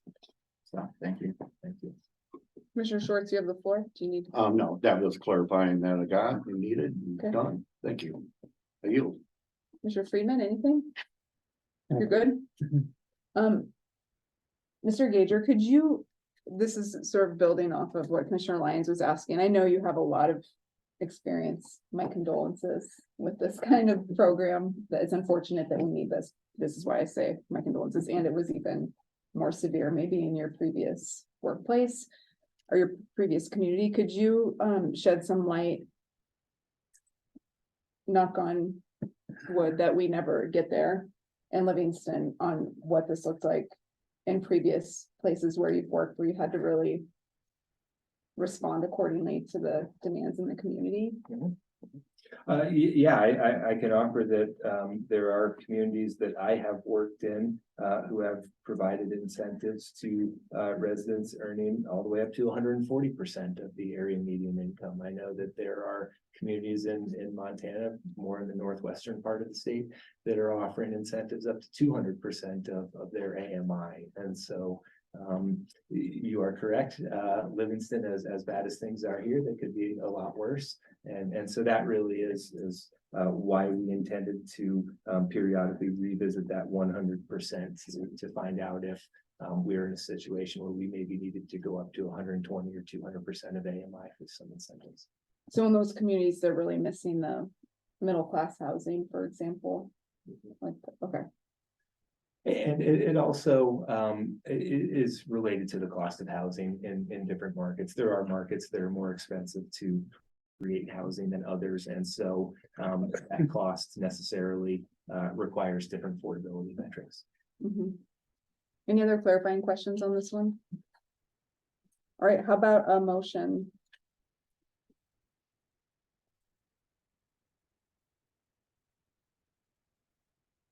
We're all looking at you. Thank you. I would make it. Your turn. Okay. I'll move to approve resolution 5115 and authorize the chair to sign. I'll second. Thank you, Commissioner Lyons and Commissioner Schwartz. Public comment, please, resolution 5115. I see a hand up. Catherine Daly, we'll start with you. Yes, thank you, Catherine Daly, 520 South 9th Street. Sorry, am I echoing really badly? Oh, Not okay. ours. Yeah. Okay. Great. 520 South 9th Street, here to just share the public comment I had on this resolution. I think it's great that the city is defining this other aspect of a public benefit that's identified in the PUD ordinance in this resolution. I think those definitions are important.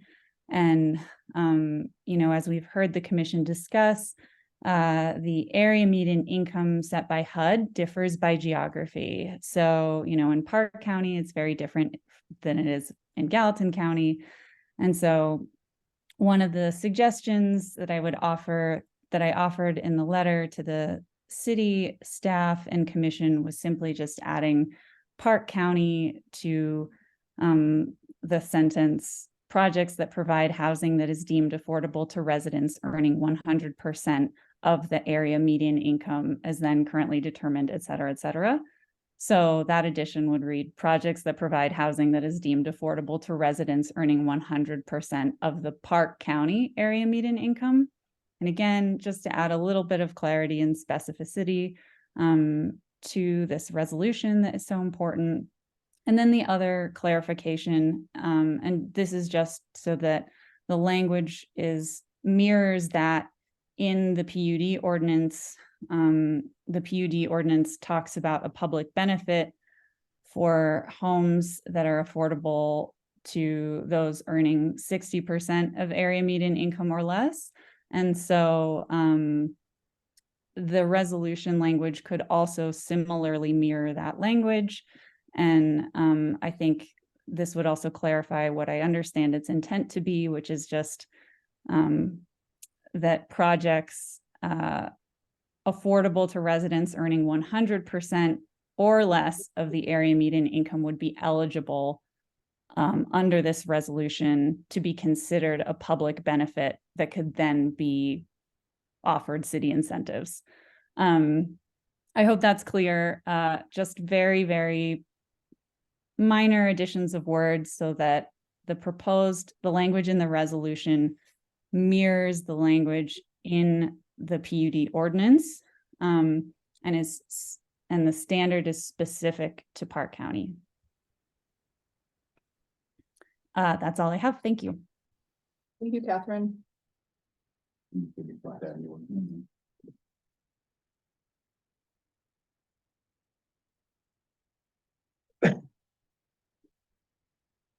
Is there anyone else who would like to offer a comment?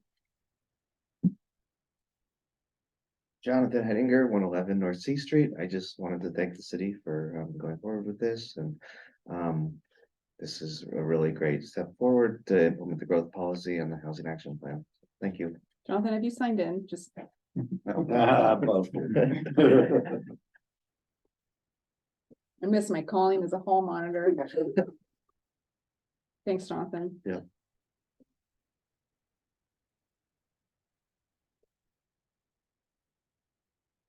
Is there anyone else who would like to offer a comment? I don't see anybody in the room making a move. How about online? No one else? All right, public comment on resolution 5115 is closed. Commissioners. Who would like to go first?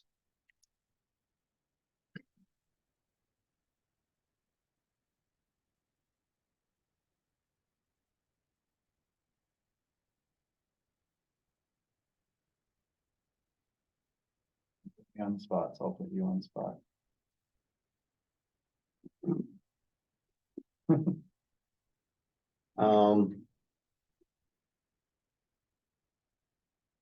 I ain't really, with the exception of, including, I guess making that more explicit, including Park County. AMI, including that language, I see as beneficial. It's a small thing, but details do matter. And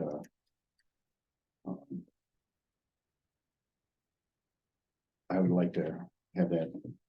I'd like to see that included.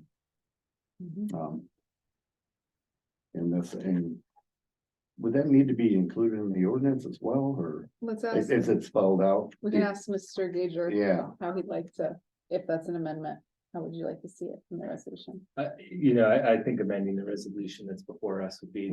Is adequate. Yeah, and I do think that the wording that was provided by the commenter, does add a measure of clarity. Yeah, I think so too.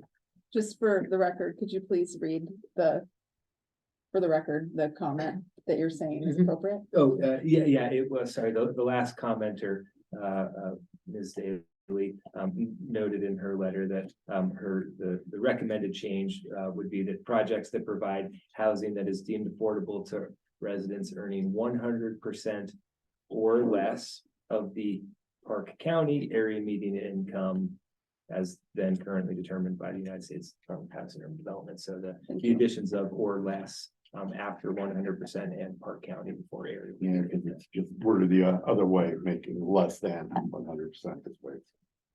100, then, yeah. I yield. Any other comments? All right, so, motion to amend, do you want to make it? Yes, I would, I'd like to make a motion to amend resolution 5115. Clarifying the language, the projects that provide housing that is deemed affordable to residents earning 100% or less of the Park County area median income as then currently determined by HUD. Second. A motion to amend by Schwartz. Second by Lyons. Now we're gonna vote on the amendment. Are you ready for this? Okay, you ready? Roll call, please. Chair News, Four. Commissioner Friedman, Or, Commissioner Schwartz, Or, Commissioner Lyons, Motion passes.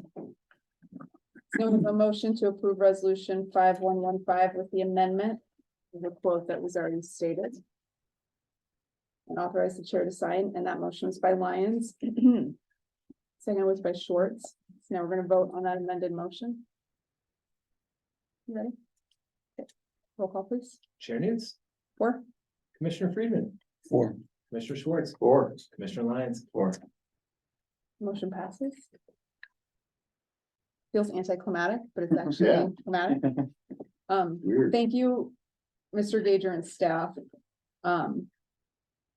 We got really specific as a commission to move towards consensus. It took a lot of work and a lot of fiddling to get to Yeah. this place before we would all be in agreement. Thank you, commissioners, also. Sometimes it's work to be in consensus. So thank you, and thank you. yes, thank you. Helping move Thank it you. forward. All right. And we should go home and eat cake tonight to celebrate that we passed the big ordinance tonight. All right. Next on the agenda is resolution 5116, a resolution of the city of Livingston, Montana, eliminating the Parks and Trails Committee. Mr. Gager. Thank you, Chair Newts. The item before you is a continuation of a discussion that we've had going back several meetings related to the status of advisory boards and committees, and one that we had earlier this evening. The item before you is a resolution 5116 to eliminate the Parks and Trails Advisory Committee. As I noted earlier, the Parks and Trails Advisory Committee was formed in 2013 at the conclusion of the last Parks and Trails Master Planning exercise to help the city implement that Parks and Trails Master Plan. As we have gone through the process, the implementation of the plan is complete, and we are actually preparing a scope of work for our next Parks and Trails Master Plan.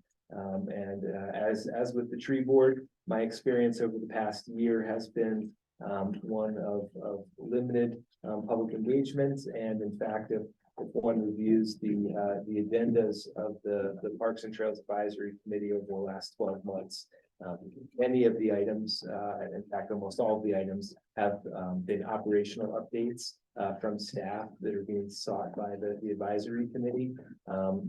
So I am always happy to provide those operational updates.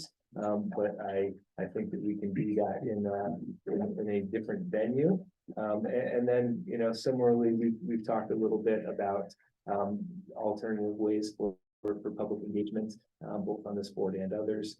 And working with staff, talking with staff, including those in the Parks Division of Public Works. Quite honestly, I can say we're all very excited for a little bit of a different paradigm and way to interact with the public related to parks. We've got some very passionate users of our parks and trails here in the city of Livingston, and we hear from them every day in my office and others. And so, I think we're looking forward to kind of formalizing some of that interaction. And, quite honestly, at this point, we envision twice yearly meetings at least with the community. One before the park season has gotten underway, likely in the March timeframe, where we could solicit public feedback on not only the budget that is being considered and how we can meet community priorities related to parks and trails within the budget, but then how we can also meet their priorities operationally and how we manage the parks. And so having that meeting in March really satisfies both, because we're in budget formulation phase and also preparing to open the parks for the summer season. And then similarly, we envision another community meeting in the fall, probably about now, maybe a few weeks before this time of year, where we can hold a little bit of a community wrap-up session and learn what we did well and what we could do better in the parks, and give us time to plan some of that over the winter. So I will stand for any questions you may have. Thank you, Mr. Gager. Commissioners?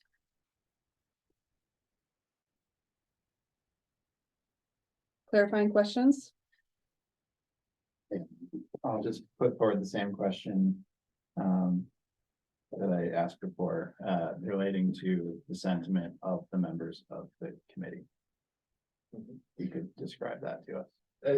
Absolutely. Excellent question, Commissioner. We currently are at a point where we have 3 members of the Parks and Trails Committee who are reaching the end of their terms in December. All 3 of those members have expressed to me their desire to not be appointed again. 2 of those 3 members have served 1 term on the board and do not wish to continue. In the last several months, we have discussed this item with the committee, and in those meetings, which again are recorded and on our website, I think that there is a little bit of excitement to revision how the feedback on the city's parks and trails system is given and received by the city, and a move towards more project-based work actually is very much welcomed by some of the remaining members of the committee. I would offer, as I mentioned earlier in my comments, that we are preparing a scope of work for a request for proposals for a new parks master plan. A number of current committee members have actually expressed interest and enthusiasm in being a part of that effort as part of an ad hoc board, but then similarly have kind of confided in me that they have confidence in the city to implement the plan when it is completed and approved by you folks. So I think there is some excitement about a different way that we could do this. Thank you. And in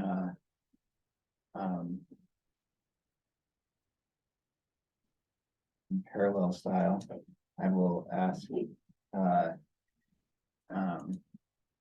Commissioner Schwartz, Who hasn't attended any meetings in a long time. Commissioner Lyons, Yeah. I've had a few members of the board reach out to me for conversations about feedback on this item. I will take information from any of my fellow commissioners. This is another board I heard from frequently before I was chair. And I've been getting ongoing feedback, and particularly about this agenda item. I would mirror what Mr. Gager said. I think some people see the opportunity to continue engaging with the city and they're not too concerned. They're just really excited to continue engaging with the city. And it should be noted that some of these people have been tracking the other engagement that's been happening over the course of Mr. Gager's tenure. And so they see opportunities where we might be able to move things forward in a different way, but efficiently and effectively under his executive leadership. I did have somebody reach out to me though with concerns similar to the concerns I expressed in the tree board conversation, particularly with transparency, accountability, public engagement, And then connecting that public engagement to meaningful outcomes where the public is, it's not performative, where the public is giving input, but then, for example, perhaps a decision is made that doesn't align with what the public was asking for. It could be project-based or funding-based, like what money is going to. And so when I was conversing with this person about their concerns, it did come forth that that was not under Mr. Gager's leadership, where the city has had a history of maybe some less than transparent or less than accountable to the public processes and outcomes. But the person did acknowledge that under Mr. Gager's leadership, they have felt that it's been more transparent and that the public has directly impacted the outcome. But still that's like a very high priority for our community is transparency, accountability of both, independently branches of government.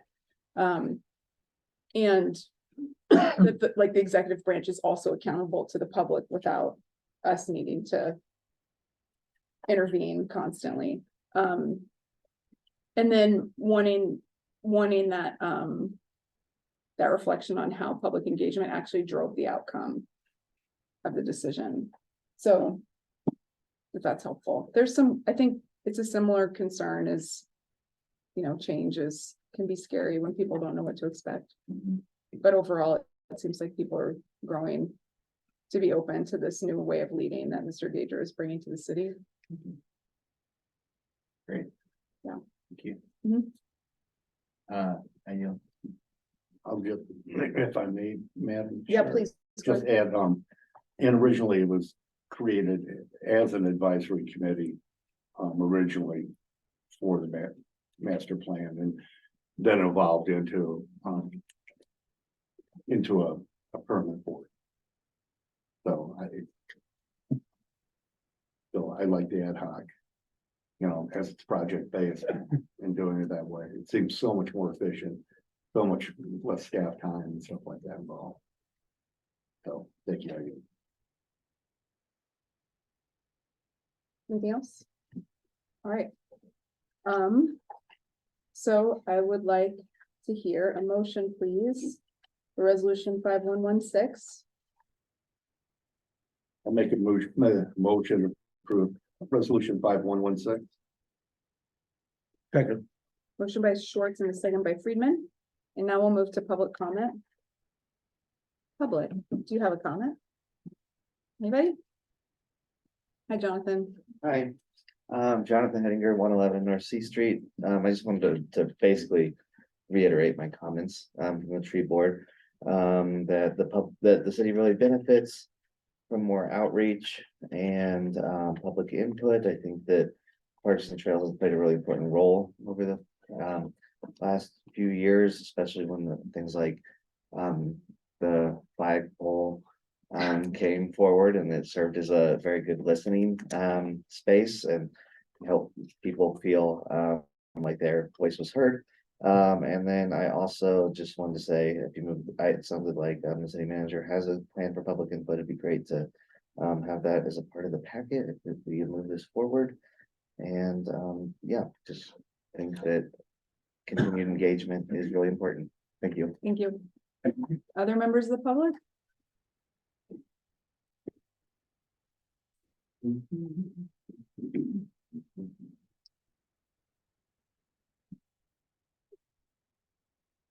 Hello, Patricia. Patricia Grable, 204 East Callender Street. I know it's useless to make this comment because I made it before, but I'll make it again. I am so grateful for our current city manager. I have to say that. There's a great deal of trust in him. He's an honest man as far as I'm concerned. But that hasn't always been the case in Livingston. And I have to say that sadly, because for example, there was some controversy with the tree board. And by the way, the tree board, or the Parks and Trails committee, was very active under the last chairman of the city commission. I mean, she was active, and therefore there was a lot accomplished because she was very interested in it, and she had that arena in which to express her interest in adding trails. and parks to this community. But there was a controversy. And under the last city manager, we had the HR person actually come down to the tree board, which I attended. I It's- just want to caution us not to be talking about staff at public meetings, even Okay. if staff are no longer with us, Okay. they Okay, still have rights, yeah. can I say staff? Staff Said- generally is much better, thank you. That staff said you must introduce the idea, Is that, let me check though, are you Is that comfortable with okay? just the word staff? just staff. Okay. And Came if to you're the not meeting and saying it, introduced the concept that in order for the tree board to act, they had to get permission by that staff before they acted. So there was some oversight of that particular meeting and that particular tree board. So it was concerning to me because I'm such an advocate of transparency. I'm such an advocate of the voice of the people. I'm such an advocate of balance of power so that the executive branch and the legislative branch have some sort of balance of power. And it seemed to me that the tree board, more than the proposal now, which I'm not uncomfortable with because of the nature of the administration right now. But it seemed to me like in a world without personalities, that the public then has the right to come to the tree board and participate in the tree board and with, as I said before, with our representatives. It's much more transparent. It is much more important that this voice be heard, that the public participate, that the public feels empowered. It's terribly important that the public feels empowered. And as much as it seems like it could be good, we have more say to Quentin Schwartz than we have to somebody in the staff. There's none of that back and forth and here's my email and you may or may not agree with me, but here is my email. You're not going to do that with the staff. You're going to do it with your legislative branch. And I feel like that balance of power should stay with the legislative branch so that whoever becomes whatever in the city and their style is different from the one before, it becomes still 4 minutes. Government. Patricia. of the people. And we have more say with you guys. That was We a just real, do. that was a real alarm this time. Thank you. I know. Thank you, Patricia. Okay, thank you.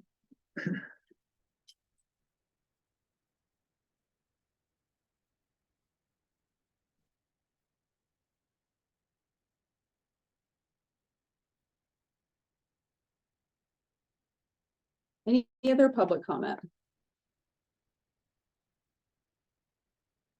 Looking online, don't see any. See them? All right, public comment for resolution 5116 is closed. Commissioners? Who would like to go first this time? I'm happy to take a turn if you two need a break down at the other end. Okay. Go ahead.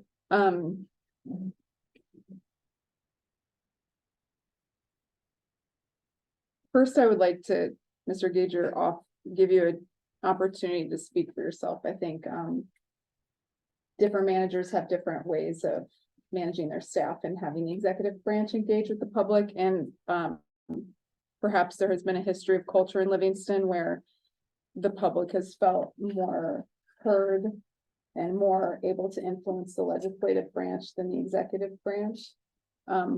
Would you like to speak to that? Would you like to be able to speak for yourself and your staff on how the public may or may not engage with you directly in this idea of conversing with the community? Yeah, thank you for the opportunity, Chair Newts. As I've said numerous times, my door is always open. My cell phone number is 406-223-4475, and I can be reached at citymanager@livingstonmontana.org, or just by stopping by City Hall. I am frequently available and do receive drop-ins, including several today. And I have communicated to the team here at the City of Livingston that customer service really is my highest priority. And recognizing that our customers are both internal and external, we have that responsibility to each. And so I very infrequently allow an email to go more than 24 hours without a response to whoever has sent it. And I think over the last year, I've received relatively positive feedback about my own personal communication style, as well as improvements to the city and staff's communication. So I am fairly confident that we are at a point where members of the community know how to reach us and are able to reach us. But you know, of course, if that ceases to be the case, as was mentioned with the tree board, a passage of a resolution will bring the Parks and Trails Committee back to you. Thank you for that. I would also invite you, perhaps as just a discussion item, if you have capacity to bring some sort of a plan for engagement, what this might look like with Parks and Trails, since it sounds like you have some ideas. Addressing Bee City USA, how you see that? What is it called? Like requirement being met. Sharing ongoing updates and progress with how it's going. And then one thing I forgot to mention, we were talking about the tree board. That's definitely worth mentioning is and this is true for Parks and Trails and these topics, I have gotten a lot of feedback from community members that they actually want to engage with staff directly. So sometimes folks have reached out to me wanting to talk to department heads, and of course, it's not my role whatsoever to be involved in that conversation. But I am appreciative of the opportunity and to hear you say that staff also wants to engage with the public, because I really do think that people want to directly engage with our staff, or your staff. And it's great that you're going to be able to provide an opportunity for that to happen in a really meaningful way. So thank you. People have been asking for that for many years, and Actually make it easier. yeah, that's one place where we commissioners, Yep. at least some of us, have maybe felt stuck in the past because we're not a conduit for that Right. relationship to be built between the public and your staff. So I'm excited about that opportunity. I agree with that. Yeah. And please know, you know, in conversations with the Parks Division in Public Works, they want to hear from the public. Our team are parks users as much as anyone else, and while we think we know what is good, we recognize that other people have great ideas as well. And so we have a group of enthusiastic listeners down in the Parks Division. That's fantastic. Anything else you folks want to add? I went first on that round. Good job. Yeah, Commissioner Lyons. This is very related to the discussion we've had already, and I appreciate Mr. Gager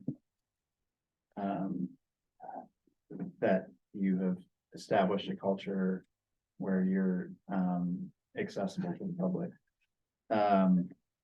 That said, aside from the public reaching out to us commissioners directly, how would the need for a new or a revisited board come to our awareness or discussion? I could imagine several ways that could come to you. You know, certainly if myself or the team was not performing and being responsive to the community, I would expect the community to reach out directly to you, their elected officials. So, you know, that would be my primary expectation is when I start to fail, you will hear about it, as happens in this profession. Other than that, you know, I think, you know, you folks are all residents of the city of Livingston and valued constituents of us at a staff level. And so I'd encourage you all to participate in the coming public processes that will roll out for Parks and Trails and trees, and experience it for yourself. And please, you know, you've got my cell phone number, my email, you know where I work. Swing by my office and don't hesitate to let me know if you think I'm not meeting your expectations. I guess I meant, maybe a little bit more technically. So we've been presented with 3 different ways that boards have come to be. And maybe the question is more, what do you see as the most prudent way to address a community need through the establishment or reestablishment of a board, whether that be ordinance, resolution, or signing off on bylaws? I believe are the 3 modes that we've discussed today. I believe in regards to the Parks and Trails Committee, that a resolution to reestablish Parks and Trails would be an appropriate avenue. I am happy to agendize a conversation about Parks and Trails, revisiting this and confirming everything in 12 months. And, you know, I would offer, I think this may be what we're getting at, in the Livingston Municipal Code, there is a provision that allows, you know, I do set the agenda for these meetings, but there is a provision that allows 2 commissioners to request something be placed on the agenda. And so I think that would be a fair mechanism for you folks to use. Great, thank you.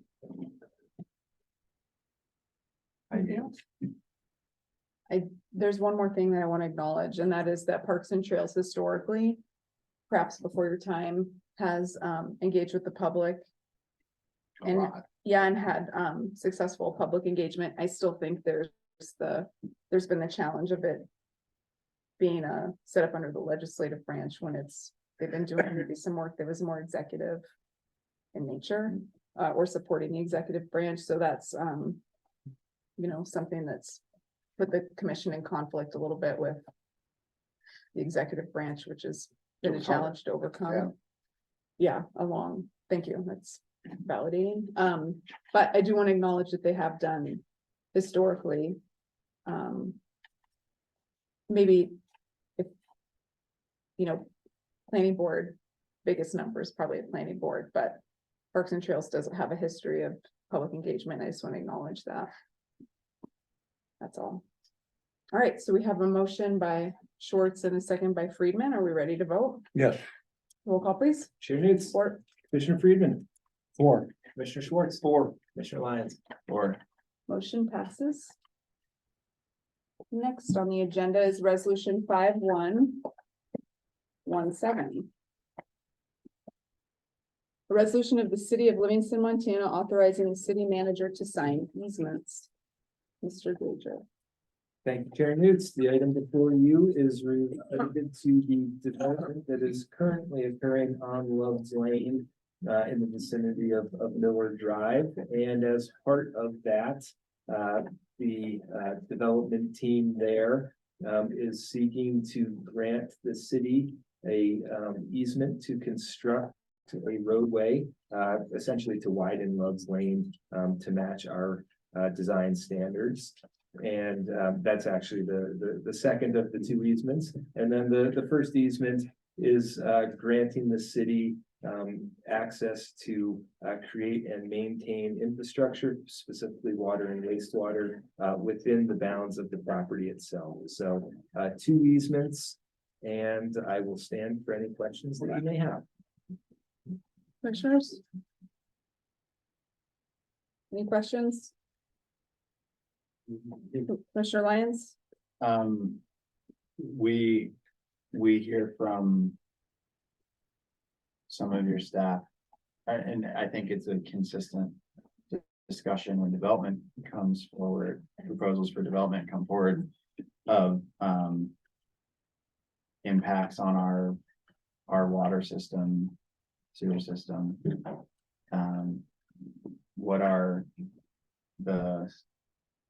What's the situation in this part of the system? Because I understand that, like, as the geography of the system changes, elevation and so forth, there are kind of different constraints, and some parts of the system are currently closer to capacity than others. Could you kind of provide some of that context of where we are in that would be the far west part of our system? Slight correction, it's actually kind of almost the far south part of our system at, Yeah. on 89 there, just kind of behind Albertsons. Southwest. Yeah, exactly. And so, in that area, we're actually in good shape from a capacity standpoint. We've got the Billman well down there that is one of our more productive. And where we are just kind of geographically, we are below both of the reservoirs. And so that area of the system actually has good pressure, as will be discussed later tonight, and ample capacity. Great, thank you. Yeah. That's it. Any other questions? Motion? I'll move to adopt resolution 5116 and authorize the chair to sign. Can you repeat the resolution number? I'm sorry. 5116. Excuse me, excuse me, I had not moved my. I move to approve resolution 5117 and authorize the chair to sign. I put notes on the other one. No need to explain. Quite My all right. apologies. We've all been there. We have a motion by Lyons, Second, second by Schwartz. Public comment, please. Well, hello, Leslie. Oh dear, that are getting older. Leslie, have you signed in yet? I'm literally pen in hand. Thank you, ma'am. Thank you. Thank you, Ms. Spiegel. Okay, again, as this, when I first, yeah, holy cow. This evening during public comment, again, one thing I wanted to bring up is that, to remind the commission and the city staff that if any time, the more that you come into the county lands with an annexation piece, that to remember the neighbors, that remember the public works department to be able to communicate with the neighbors when there's a closure. That's also at the end of the one-way street. So, I mean, that's again, I probably should have held the public comment till this part, but just to remember, how we really communicate with the folks out there that are being affected by, street issues like this and creating larger streets and any of this public works versus just kind of hopping in the truck and heading out there and putting up signs. So, I appreciate that. And, again, as the president of It's My Land, if there's any issues out in this 5-acre area that you incur, please feel free to contact me and we can help with the communication piece with some of the neighbors out there. Thank you, Leslie. You're very welcome.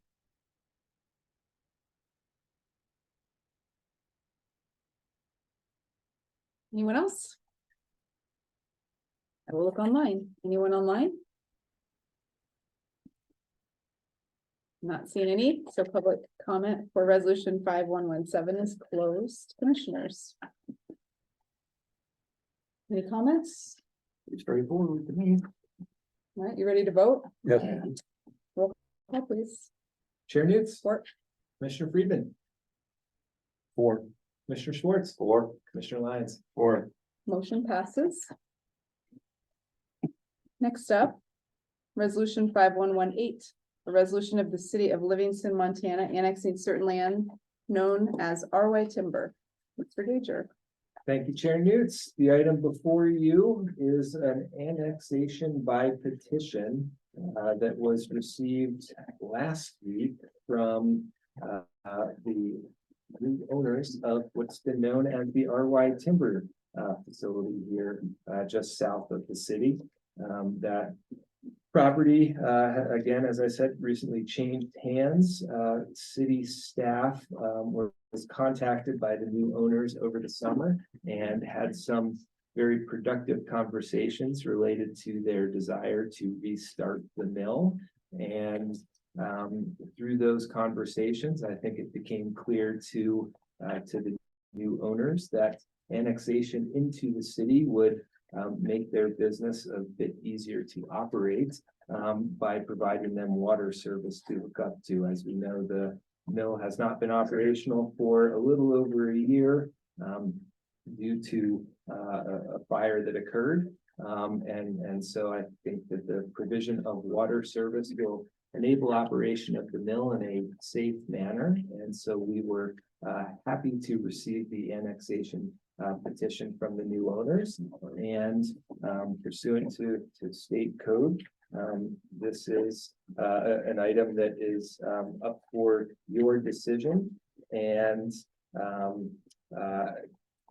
following this, if the annexation is approved, the city will work with the new city property owners to designate the zoning on the land. And we also will work with them to construct a water main that we've been jointly designing, and give them domestic service as well as fire suppression capabilities off the new main that will basically pull off of the existing main at the end of Centennial out by the Subway restaurant out there in McDonald's, and will loop Cell, and the petitioner is going to manage that connection over in the area of Billman Lane across 89. And so again, this is an opportunity to provide water service to enable a business to operate. And I will stand for any questions that you may have. Commissioners? Commissioner Lyons? The topic of annexation has come up in other contexts tonight. And so for my sake and the public's sake, could you distinguish annexation by petition versus other types of annexation? What does that mean when we talk about annexation by petition? Fantastic question, Commissioner Lyons, and I apologize if I didn't offer that level of clarity in my earlier comments. There are several ways under Montana Code annotated that land can be entered into the city. The easiest way is annexation by petition, and in that situation, a landowner or a group of landowners in an affected area petition the city to join the city's limits. And so this is a voluntary annexation. It's an annexation that has come to us by request of property owners under Montana Code annotated. When more than 50% of the owners of real property petition for annexation, that is a decision that is up for you folks. If there is less than 50% participation in the request in the petition, then we have to follow a different process. And the petition that we received was signed by owners of 100% of the affected land. And so, you know, there's no avenue for this being contested by other property owners who may not desire annexation. So just to be clear, there is annexation with provision of services, and annexation by when wholly surrounded are the other avenues within Montana Code annotated. Exactly. Thank you for that. Make that perfectly clear. You also mentioned a process of determining the zone. And would you spell out for me, is that going to go to the zoning commission? Will the planning board ever see that? What's the process of determining that zoning? I don't think I've ever been a part of that process.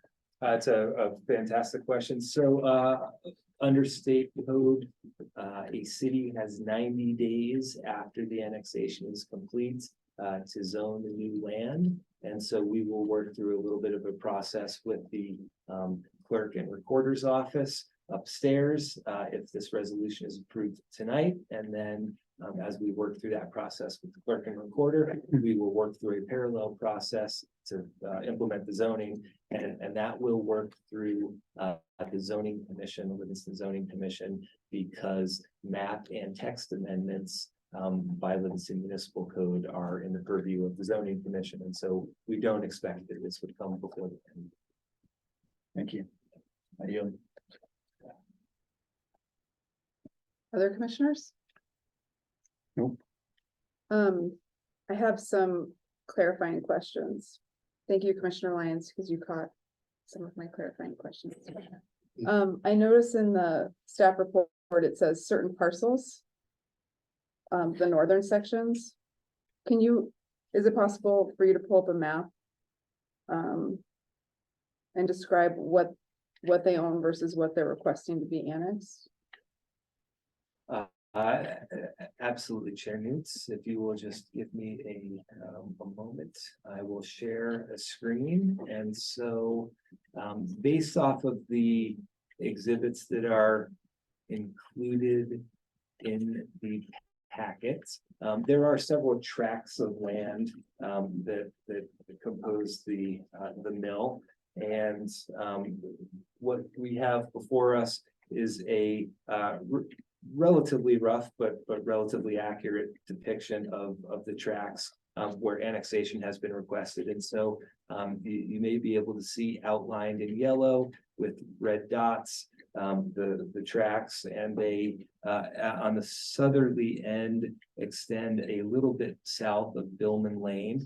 And then all the way out to the Yellowstone River. I will point out here on my cursor the northeastern, I've drawn it a straight line here, but it actually continues off the screen into more of a triangle tip between the river and the highway. And so the area that is covered here, outlined in yellow, approximates the proposed annexation, and it does encompass all of the buildings and improvements on the property. There is the log storage area, for lack of a better term, on the south end of the operation that the owners are not pursuing annexation at this time. Can we see the map of how much they own? That they're not asking to have annexed? Yes, if you will just entertain me very quickly while I pull up a separate website. Thank you. Happy to show you the full extent of the.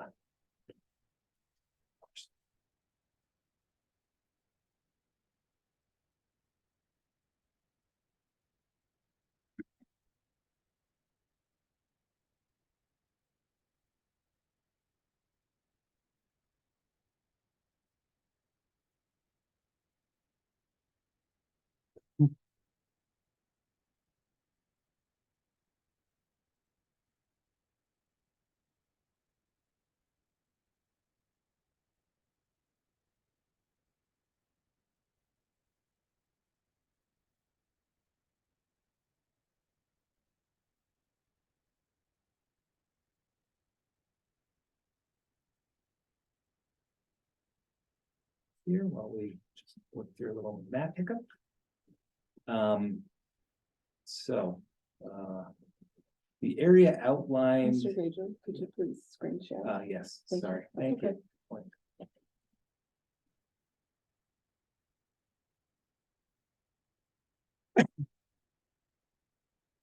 Thank you. So the parcel is outlined in blue here on the screen. I hope everyone can see that. And right here where my cursor is, just south of Billman Lane. And so it would appear to be approximately the northern half of the parcel.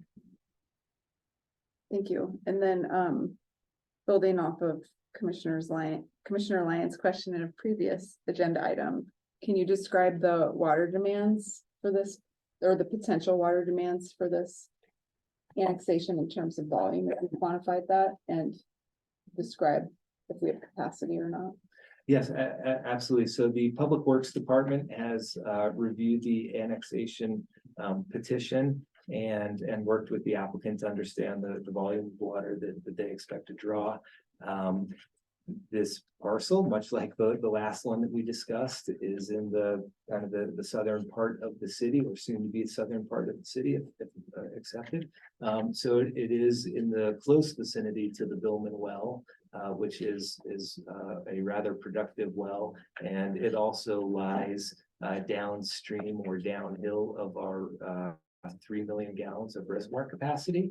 And so this is an area, as I said earlier, that is well served by water, and our Public Works Department actually has already, knowing the expected flows, has certified internally that we have sufficient flows to serve this property in the area. So that's even during times of stress on our water system, where we've had citizens voluntarily restrict their water use? Yes, if I'm being quite honest with you all and with the community, when we look at the expected use from this facility, we actually expect on a day-to-day basis that they will be a relatively minor user of water. And I have spoken with my counterparts over in Deer Lodge, where the recent purchaser, current owner of the facility, operates another facility to get an understanding of their experience with that mill. And they operate a different mill and a different operation over there. But when I look at the impacts of their various operations, we don't have concerns that they will be a large user on a day-to-day basis. If I'm being honest with you, the large use will come in one of those emergency situations, as has happened in the past year or so. And based off the design of their fire suppression system that our fire chief and public works department have reviewed and been working with the team, we do expect that we have ample capacity in the event of a large incident. And in fact, our 3 million gallons of reservoir capacity is in the order of 4 to 5 times the expected fire flow in a situation as has happened in the past. Thank you. So it should have minimal to no impact on residential water use if there's an extreme event. That is our expectation given current use. Thank you. My last clarifying question is, so you named quite a few businesses when you had when you were describing infrastructure improvements. Should the annexation move forward? This is a question we've gotten in the past for other projects, so I'll just ask it right now. Do you have a estimate of what the potential impacts would be to the nearby businesses if they need to close down, or the access to from their customers to their businesses would be impacted, and for how long? Is this in the event of a Annexation and you're adding infrastructure to the property? Could you perhaps repeat the question? Yeah, so if this is annexed and then we're connecting city water, or someone is connecting city water to the newly annexed property, what impacts will that have on the nearby businesses? Is it going to close roads for a while so that it'll be difficult for patrons to access those businesses? Does that make sense? It makes perfect sense. Okay. Thank you. I missed that last part. The applicant team has been working with MDT, is my understanding, and they will not be doing a cut and trench operation. It will be a jack and bore, and so the water line actually will be bored under 89 without any road closures, and that will be the southern hookup to our system. The northern hookup, as I said, will come off of Centennial, which is a cul-de-sac, and so we don't expect really any traffic impacts from either connection, and the rest of the main will be constructed on their private property. Okay, thank you. Yeah. And that's all my clarifying questions. That seems like enough. Add one? Yeah, go ahead. So,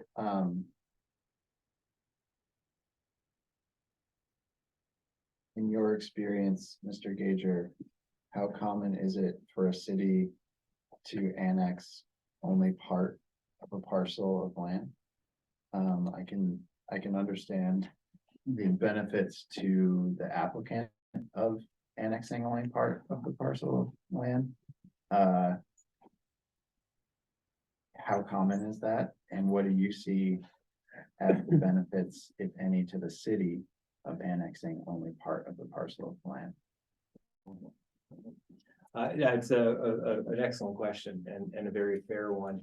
I would offer that this land is made up of several distinct tracts, going back to the initial survey. While it is recognized as one parcel due to ownership and cadastral, there are separate tracts. We do have this situation in several other places in the city. I may point to the Western Gateway. There is a triangle of land that sits west of the intersection of US 10 and Interstate 90, where that was a larger parcel and the city annexed in a smaller tract. I'm talking about the triangle out there. And we have a few others over in the Green Acres area as well, where there were some parcels that were bisected during the annexation process. So it is common in my experience. It is common in the city of Livingston, or it has happened in the city of Livingston. You know, with regard to the benefits of to the city, you know, if and going back to our earliest conversations with the petitioner, at a staff level, we recognize the public safety benefits of this annexation. The events that have happened out there have just by virtue of their location upwind of residential areas of the city.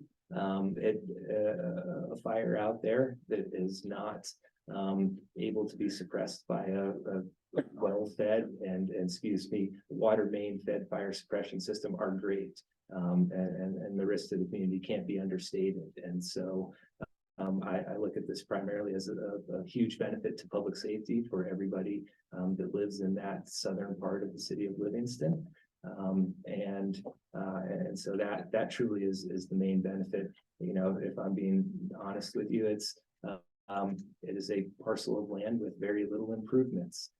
The property tax bill associated with the annexed property, if it is approved, is relatively minor. It would not even pay for one, you know, of our lowest public works positions, an M1 position. So truly the benefit here is one of public safety initially, and then there are some ancillary as well.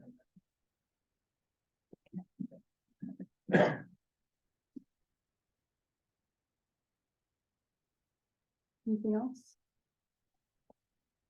Anything else?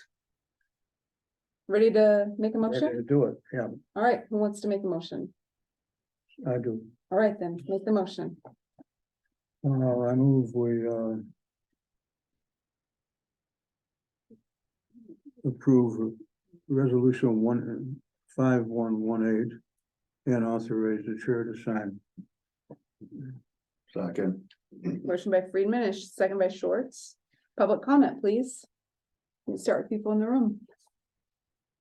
It's the agenda item you've been waiting for. We've been patiently waiting in the back corner. Well, thank you for patiently waiting. Appreciate it. My name is Christopher Anderson. I'm the vice president for our board of directors, our controller, and our IT person. So I'm a jack of all trades for Sun Mountain Lumber in Deer Lodge. I live at 1116 Claggett over in Deer Lodge. We would just ask for your guys' support. I'll stop writing. I'm not making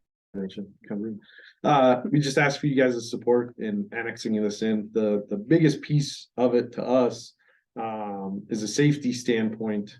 In the past, when fires have happened, fire suppression systems didn't work properly. Insurance recognizes that when you try to insure the property. And they somewhat gave us an ultimatum of things we had to accomplish in order to be insured and continue to operate the business and employ we hope to be somewhere around 65 to 75 people out there. And part of that was connecting into a city municipal water supply. And so we reached out to Grant's office and we've been working with them, like you said, all summer long. We have input from rural fire department, the city fire department. We have input from state fire marshal, our insurance, Gaston Engineering is who's helping us design and build it all out. If you have any questions on any of it, I'll be here. Feel free to ask. So you guys want to kick me loose, I'll sit here in the front row. And if you have questions, feel free to ask me anything. We won't kick you. Thank you. Kickers. Appreciate it. Thank you, Christopher Anderson. Is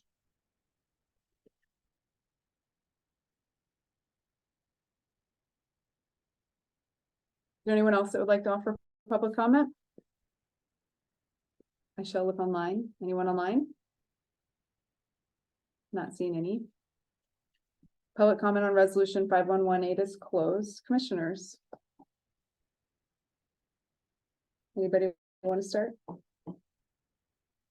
No, I'll just, well, be nice to have them back in operation.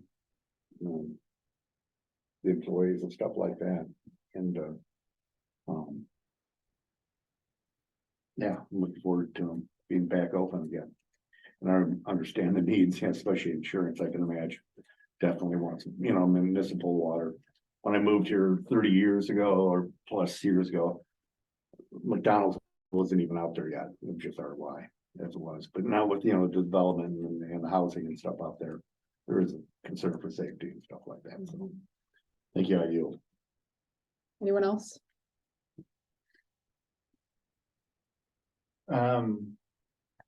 I think that it makes sense to, it's required basically for them to connect to our services to be annexed into the city. And I don't think there's much question regarding the benefit therein. I think that the reason that I have special care and attention is that we have experienced the repercussions of annexations and the subsequent zoning of those annexations in past and recent, and particularly recent past. And so I think it's a consequential decision that we're making.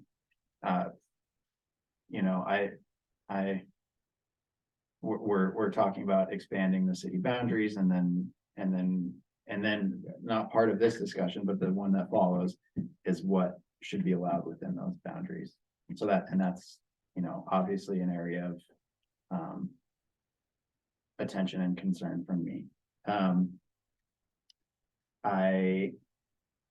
It's interesting to hear about the tax implications of annexing in this portion of the parcel. And that's kind of really where any bit of skepticism from my end comes from, as to it just being a portion of the parcel. It makes sense on the petitioner side to me, obviously. Another reason that I think that this is worthy of careful consideration is that the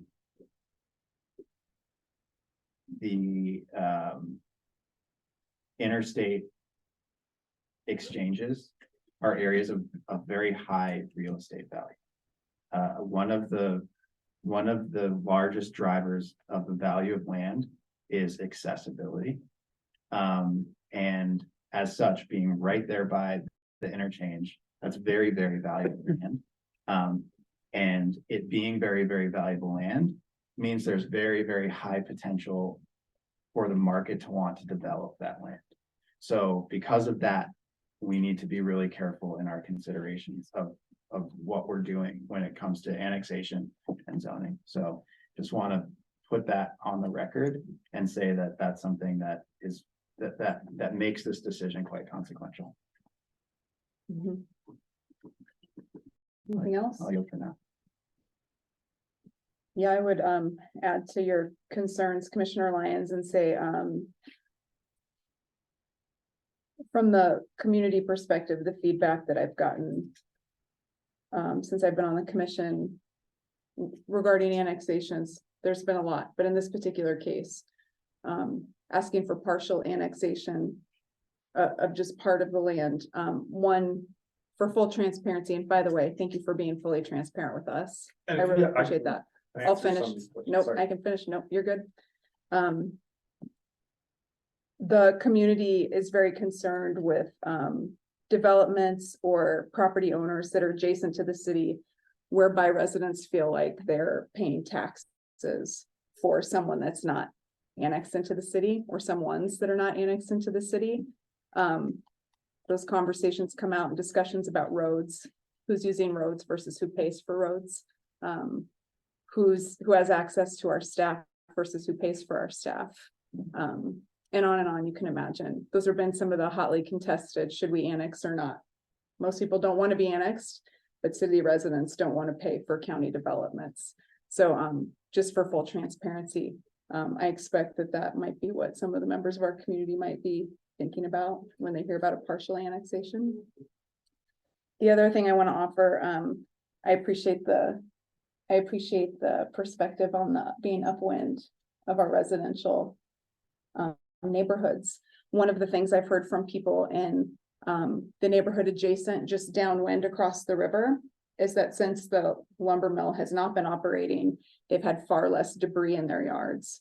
When the lumber mill is operating, they end up with a lot of sawdust and other contaminants coming onto their homes and into their homes. So I just wanted to let you know that there might be an opportunity to improve some practices to make it safer for our community members, should this be annexed and the lumber mill start back up. I'm guessing many people don't even know that that's happening unless they're the ones impacted in that neighborhood. But that's a real concern to the families that live there with young children. Not to mention fire, but just what their kids are being exposed to daily when that lumber mill is operating. So thought I'd share that since y'all are in the room right now with us, but that's on some people's minds, since you have an opportunity maybe to work with our residents should this move forward. Yeah. Anything else? Nope. Anything else before we vote? Ready to vote? Yeah, we vote. All right, so we have a motion by Friedman and a second by Schwartz. Roll call, please. Chair Newts, Fort, that was me, sir. Commissioner Friedman, 4. Commissioner Schwartz, 4. Commissioner Lyons. 4. Motion passes. Welcome to the city of Livingston. Thanks for working with our staff. Yep. Yeah, we'll look forward to updates. Madam Chair. Yeah, The 30 lines. thank you so much. So how about a 5 minute? Does that work for you guys? Do 20. you want to make the motion this time? And make a motion to take the 5-minute recess. Motion by Schwartz. Second by, Lions. he's got to say it. Second by Lyons. All in favor, say aye. 4-0. See you in 5 minutes, folks. Thank you. No, thank you.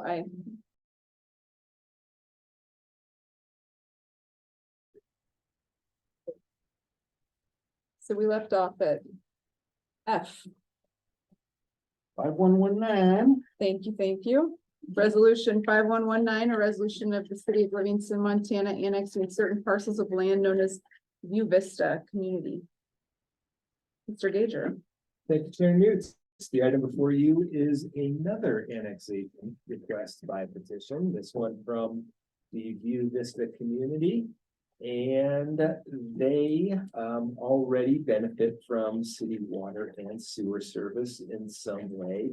However, the community has recognized the need to do some improvements, and so city staff have been working with the community to identify those improvements and, more importantly, fund those improvements. And so if this annexation by petition is approved by the commission this evening, we will work not only on the zoning aspect of this project, but we will also continue our work with View Vista Community and NeighborWorks to not only finish the design of the improvements, but then also to fund the improvements, likely through creation of a special improvement district. And so this really does represent a great opportunity to bring that community up to current standards for their water and sewer system. And also, based on conversations with the community, the annexation actually will cut their costs related to solid waste handling and hauling, and therefore help preserve the affordability of the View Vista community moving forward. So it's a project and initiative we're very excited about at the staff level. It is no small amount of work, but it's what we're happy to do for the community, and I'll stand for any questions you may have. Thank you, Mr. Gager. Commissioners. Who has clarifying questions? Any? None? All right, how about a motion? I'll move to approve resolution 519, authorize the chair to sign. Second. Mel beat me. Oh, he didn't. You did? Okay. You got that one. Next time. Commissioner Lyons made the motion. Commissioner Schwartz seconded the motion. Public comment. in the room?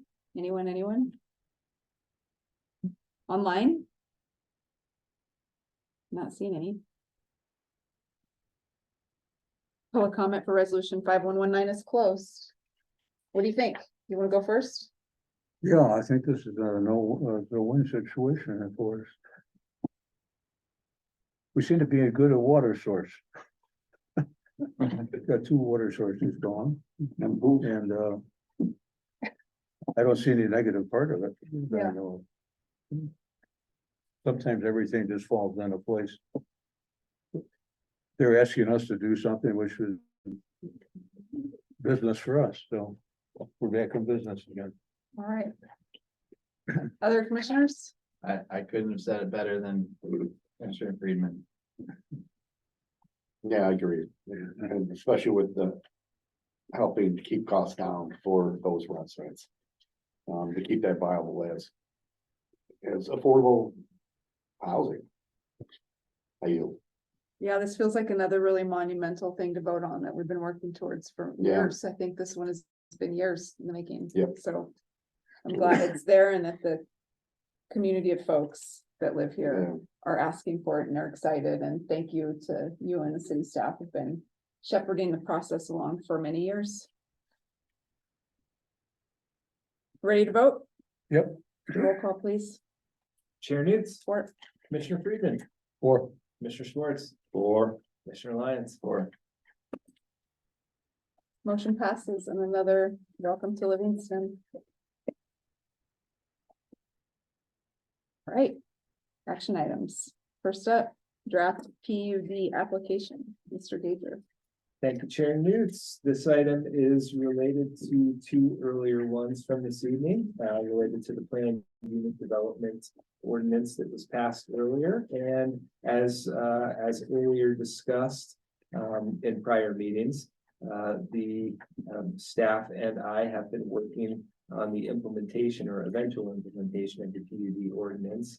And at several points, we have discussed the application. And so before we move forward to finalize the application and actually format it and publicize it for prospective applicants, we wanted to at least confirm for you folks the information that we intend to ask of applicants and offer some review and comment opportunity to the commission. So on page 162 of the packet are the elements that staff and I, 162, 163, and 164 of the packet are the elements that staff intends to include on the application. And so I welcome your comments and input on other items to include, items to omit, or just general thoughts on the application as presented.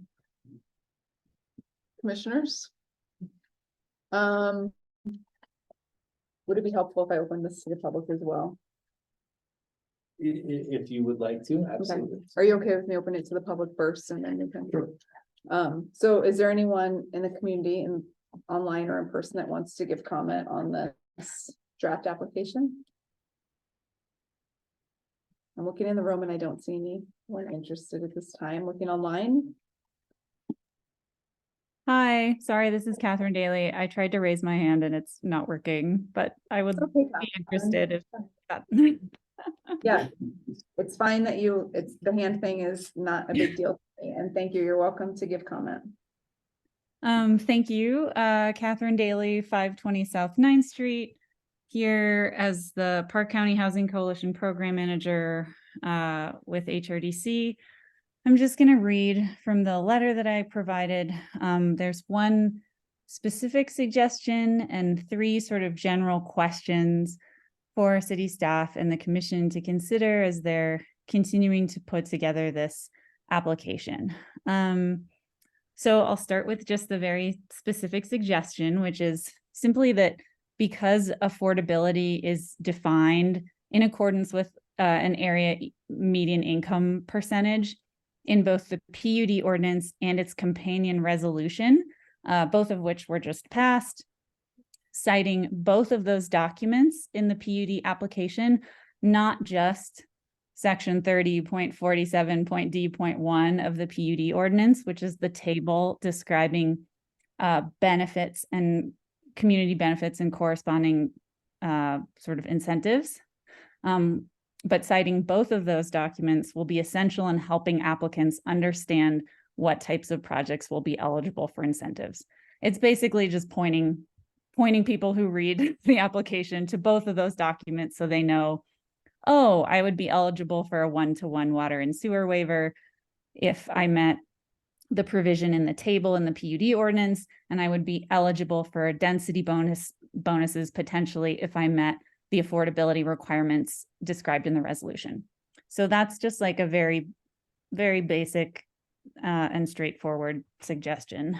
And that's based also on a feedback session that city staff had with regional affordable housing developers on August 29th that HRDC also participated in. And we just generally heard that simplicity and clarity in the application are crucial to the utilization of the PUD process. And that will just help people know from the get-go what they can do with regards to affordable housing in order to be eligible for incentives. And then generally speaking, we appreciate and laud the inclusion of requirements in the PUD application that would help ensure that affordable homes built with the help of city incentives are inhabited by those whose incomes match the city's affordability targets. There are just like a couple things for city staff and the commission to consider that could clarify the process further for applicants, staff, those who make decisions and recommendations, and members of the public.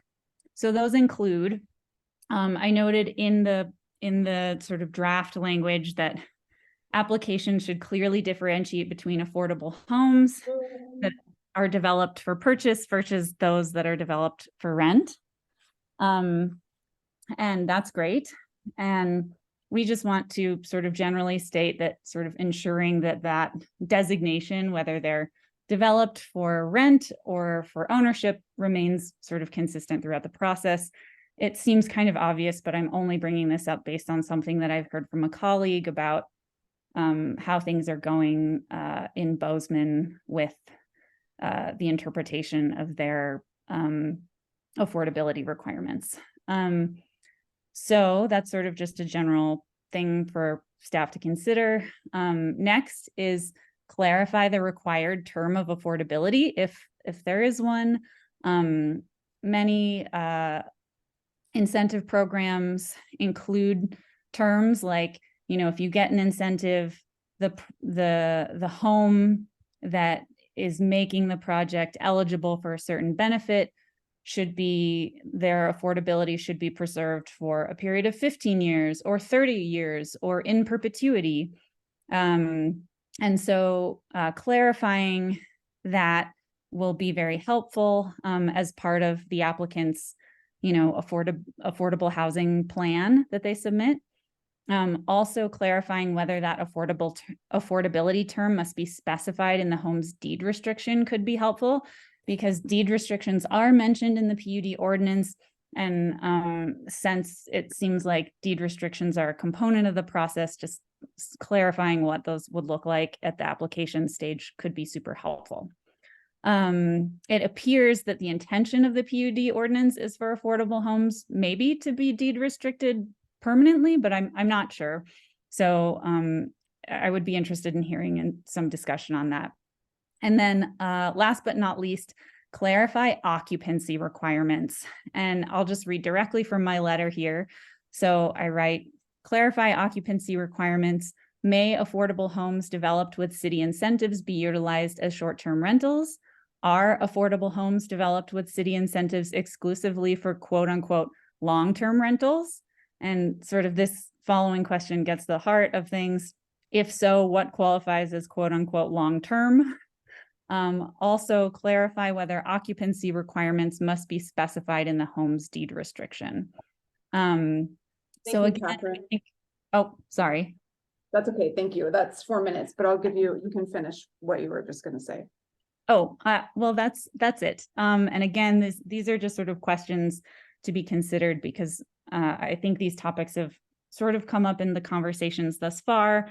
in different ways and making sure there's clarity around these questions while we're having these discussions in a public forum, I think could be really beneficial. So that's it. Thank you. Thank you, Catherine. Is there anyone else that would like to offer comment?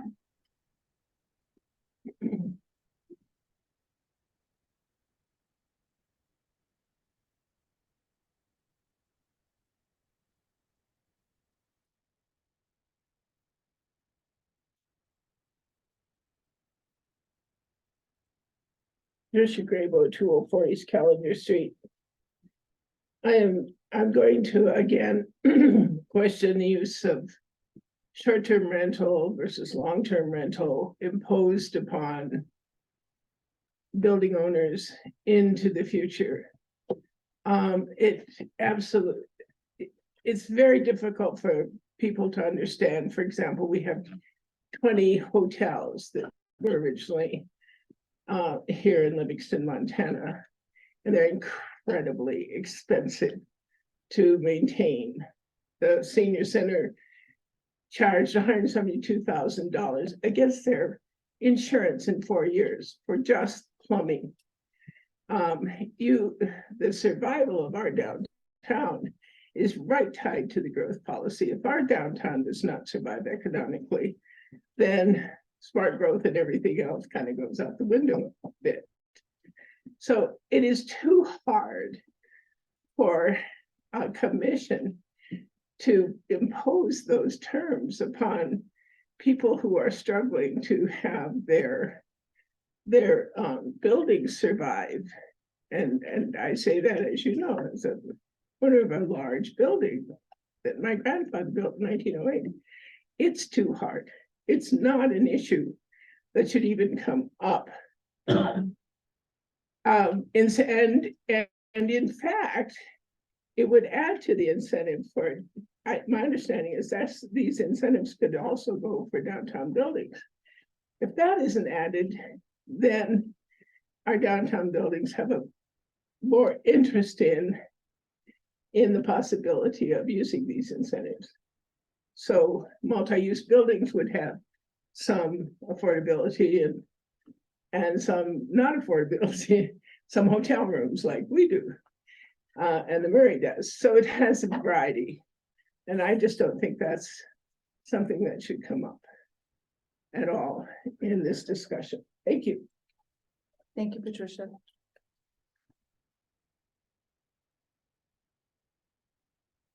Is there anyone else that would like to give public comment on this item? Looking online. Not seeing any public comment for action item is closed. Commissioners, this is just, we're not voting, there's no Right. motion, we're just giving some feedback to Mr. Gager on this administrative application. Commissioner Lyons. Thank you. Mr. Gager, can you envision a scenario in which an existing building in Livingston would be interested in applying for a PUD without tearing down and starting from scratch? And that was the only circumstances I could imagine that the PUD could be applied, because it is a form of large lot development. And so, yeah, it would have to be a demolition and reconstruction. And that would be my guess, but just wanted to clarify that.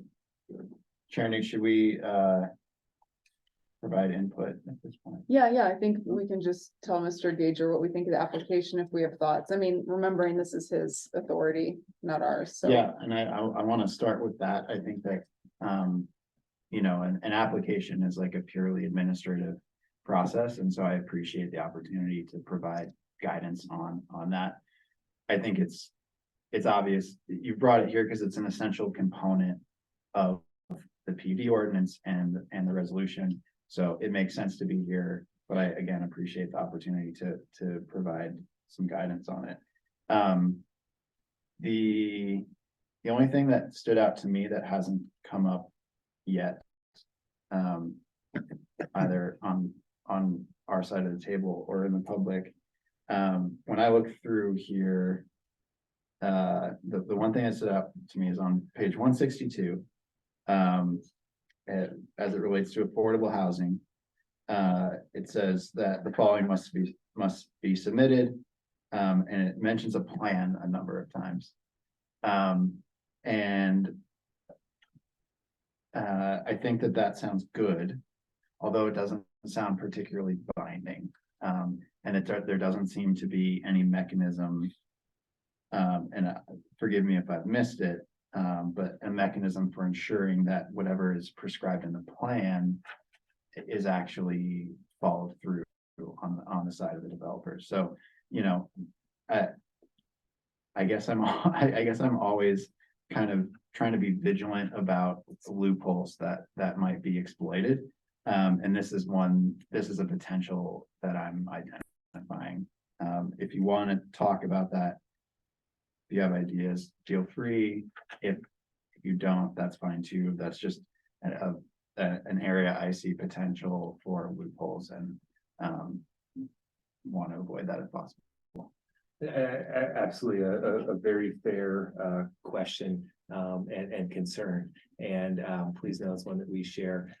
You may recall through the two special exception permit reviews that we did earlier this summer, as well as the recent subdivision application that was before you folks. Staff includes a kind of a generic condition that the application, that the permit shall, materially reflect everything that's included in the application and has been included upon the record. And so we would include that, somewhat generic condition with every PUD approval, just as we do kind of all of those other approvals. And that really is the mechanism that we have to hold applicants to all of their representations throughout the process. So the next step of the permit is where there's comes in there. Yes. Okay. Thank you. Any other feedback that, Not for me.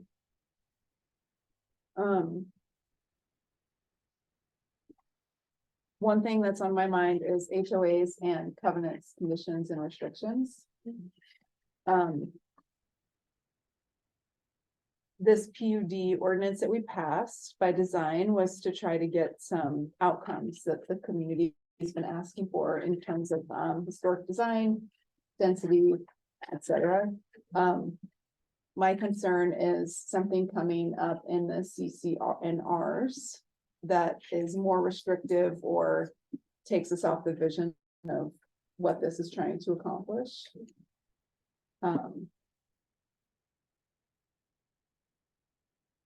So that's what I'm thinking about when I think about how this plan moves forward compared to other development scenarios or processes.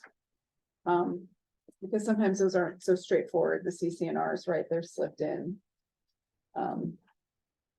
And not binding, as Commissioner Lyons was saying, and sort of detract from the goals that we're working towards with this. So if there's a way to address that, that could be beneficial to the community. Otherwise, this seems pretty robust. I mean, this is probably more robust than any other process we have. I anticipate. Does that seem accurate? Oh, absolutely. Please know that at a staff level, we recognize that we are providing incentives to applicants that would allow them to build more housing units than they would otherwise be entitled to. And so, we take that granting of extra rights very seriously at a staff level. We recognize the benefits, but also the impacts to the community. And so we want to ensure that applicants and applications are meeting that community need. And so, yes, there is a higher bar for PUDs than other subdivisions. Yeah, let's do Commissioner Friedman and then we'll come over here. The thing that's bugged me over the last several months is reading a report or a magazine or something talking about affordable housing. It's the most vague thing I've ever, I mean, affordable housing for a large number of people. So what the heck, how does it work? This is the first time I've seen where you can. It addresses that. And that's what caught my eye. The other thing is so vague, you know, that we have terms that. It doesn't mean anything, you know, but this seemed to have, to resonate in my mind, so I yield. Commissioner Lyons? Thanks. I forgot,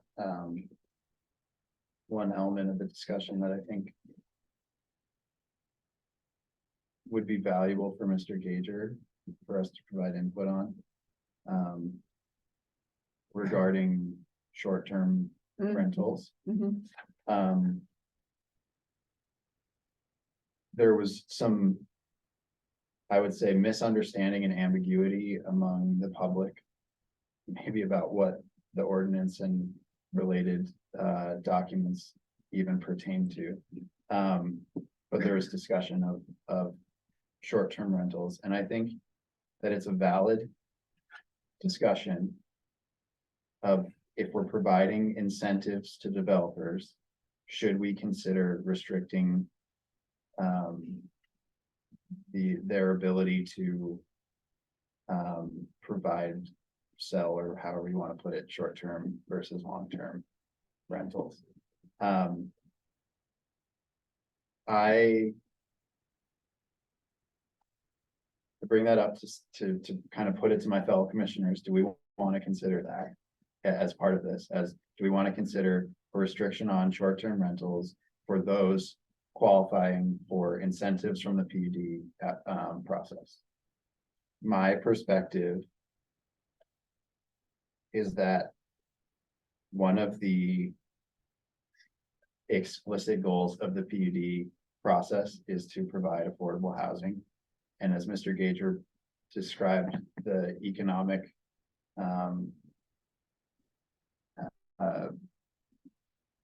situation earlier to us, the removal of units from the long-term market reduces the impact on supply of the incoming units that would be associated with these PUDs. And so therefore it has the potential to have a material impact on affordability in our community. That seems pretty clear to me. And it seems pretty clear to me that if that is a pursuit of this effort, then we would elect to restrict applications for PUD from the use of short-term rentals. If that's a very small piece of the pie, and that is not something that applies to building owners whose buildings were built in the 1900s. So I think it's helpful to be clear like what this applies to, but my perspective is that based on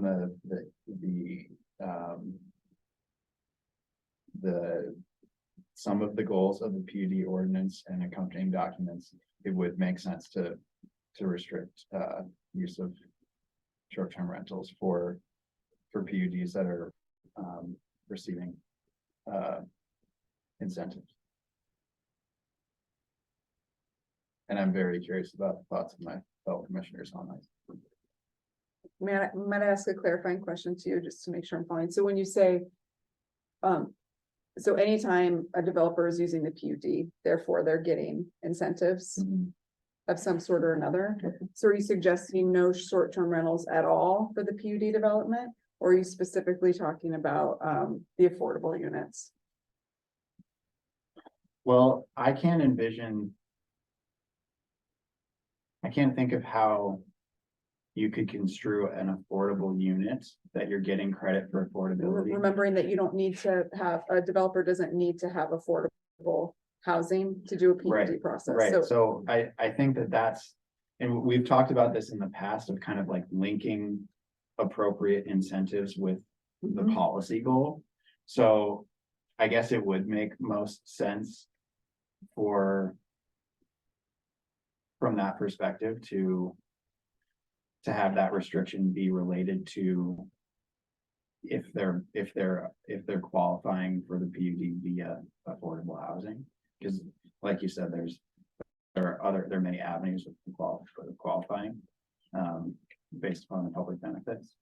So, it does make sense to me to link that the affordable criteria with that limitation. But then there's the additional question of, do we consider that more broadly or not? And I'm open to a discussion on that.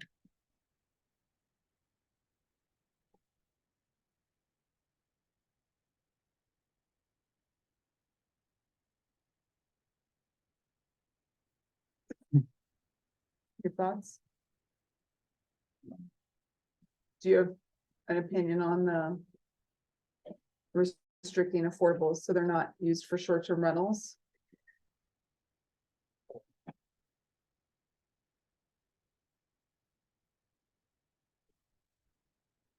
Versus restricting everything in a PUD, so there's no short-term rentals. I think it's kind of. That's a hard one.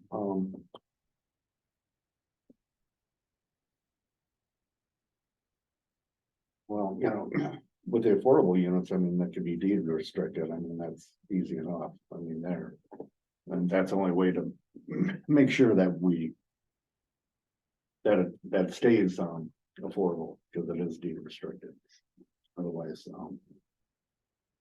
yeah, I don't know. I know we have problems with short-term rentals taken away from long-term, housing.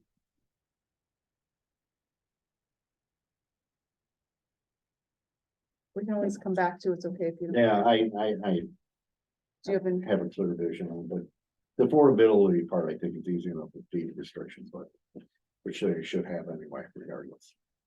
what do you think? Anything on short-term rentals? Do you have any? No. Well, then I'll jump in. I agree that I think that the affordables should be restricted to affordables. For, I don't know, short versus long, I don't know what that means, like, Yeah, what's it? I guess what I'm saying is like, I don't think that they should be income properties for vacationers.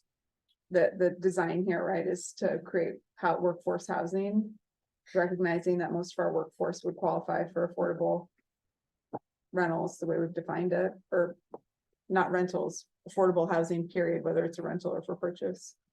I would say from my perspective, I'm not ready to make a decision about short-term rentals broadly across market rate homes, because I don't think we've had, from my perspective, enough public engagement around that topic to have a deep understanding of what our community wants broadly.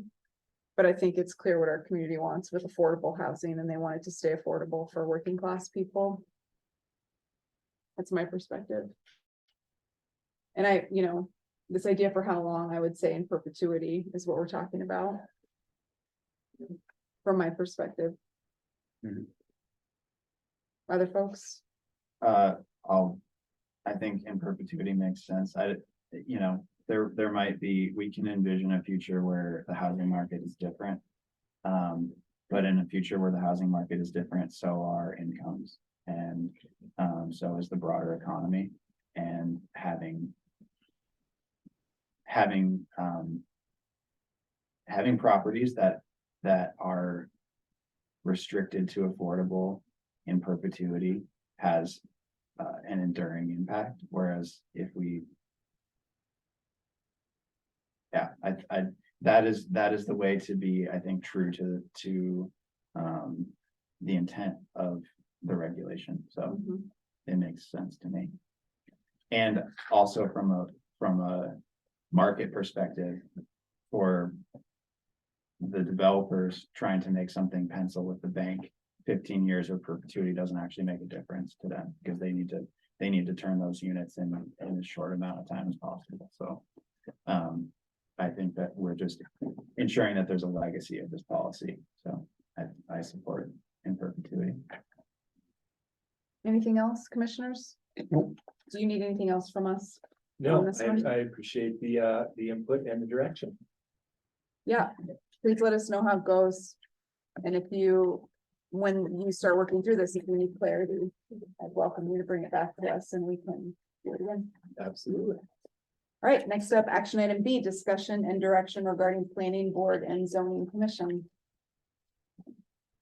Mr. Reed. Thank you, Chair Newts. The item before you is a little bit of an extension of some conversations that have happened earlier today related to advisory boards and commissions. And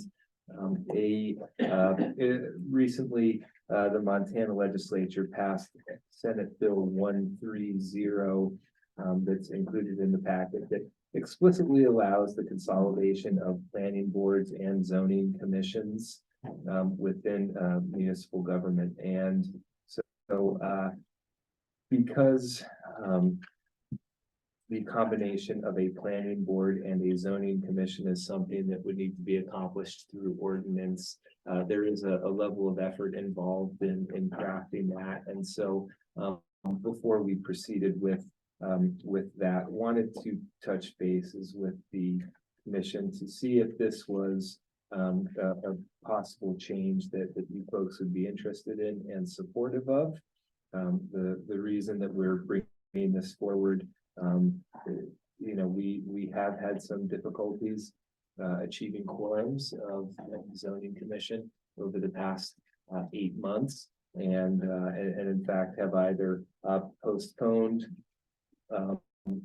meetings or had to outright cancel them at the time of the meeting. And that obviously is suboptimal from a staff utilization standpoint, but also from a processing and hearing of application standpoint, especially as we contemplate a future where we will receive applications under the new PUD ordinance that will need to be heard by both the planning board and the zoning commission. And so wanted to get the commission's input on a possible consolidation of these two boards.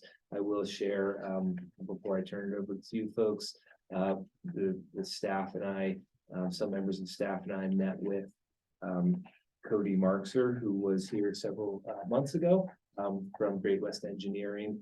She's helping us through the Community Technical Assistance Program with the Department of Commerce on our review of the growth policy and the zoning ordinance. And so while we had her and the team in, and I actually put the question to them this afternoon because they're doing this work all across the state, and really asked them what they saw as the prevailing arrangement, whether communities had separate planning boards and zoning commissions, or if they had a consolidated board. And the response I got from the team there was actually that a consolidated board is more prevalent in the state of Montana, because while SB 130 explicitly allowed the consolidation of boards, they were actually implicitly allowed by state code prior to this. It was really just a clarifying bill more than anything else. And so I will stand for any questions you may have, and certainly welcome the commission's input on whether consolidating the planning board and zoning commission is something they would like to pursue. Thank you. Commissioners, I have a couple of clarifying questions, if you don't mind. How many members are on a consolidated board? The bill would require a minimum of 5 members for a consolidated board. What would your, do you have a sense of what staff recommendation would be? Yes, we've chatted about it, and I think both our planning director and our building director would probably recommend 7 members of the board. Makes it easier for a quorum to get that. Yes, in both ways. No, it's true A little too, bit yeah. easier than a 5-member board to get a quorum, and also a little bit easier to manage for a 9-member board. I think the last time we talked about boards, I believe that about 1/3 of our population is renters. And so one concern was that that renters are also able to represent our community on boards. Is that something that you could foresee, is that renters would be able to apply to a consolidated board? Oh, absolutely, yes. Absolutely. Well, so that was an issue with the planning board. Because there was a requirement. I don't remember if it was state code or the bylaws of the planning board, but there was a requirement that membership only be offered to property owners. So, I believe there was like an interpretation from the executive branch that Mhm. also came into play, so. yeah, I believe it is handled differently from community to community, so. It is, and I would offer that, Senate Bill 130 does provide us a little bit of guidance. And where it states that a consolidated land use board allowed under this section must consist of at least 5 appointed citizen members that reside within the jurisdictional area of the consolidated land use board. And it goes on. And so within this, there actually is no requirement whether they're landowners or renters. They just must be residents of the jurisdiction.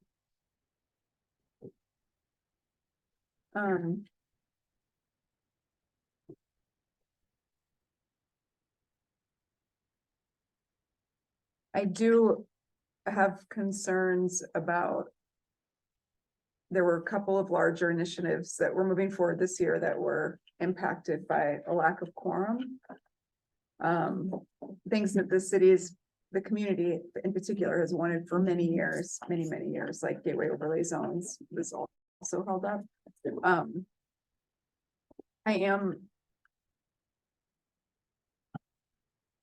I don't know what this next year is gonna look like with the code, the reworking of the code overall and how that's gonna impact the board. So if there's something we can do to keep public engagement high and make it easier for the public to engage, and in some ways, I think a combined board could be effective use of public time, because we're gonna have public that wants to engage on this zoning update. And if that's also a way to make it easier for the public than navigating 2 meetings, because I definitely don't want to shortcut the public engagement. And in some ways I could see that this could be easier. Because I'm imagining that we're gonna have a lot of continuous things that we're voting on. Does that seem accurate for at least a year? And I really don't want us to have to get delayed by lack of quorums again, because then it throws off the commission schedule. Because we're working on other things besides land use. And so, what do you all think? I mean, I'm open to this. I'm definitely open to it. I think it makes sense. Especially from staff standpoint, time, there again. Yeah,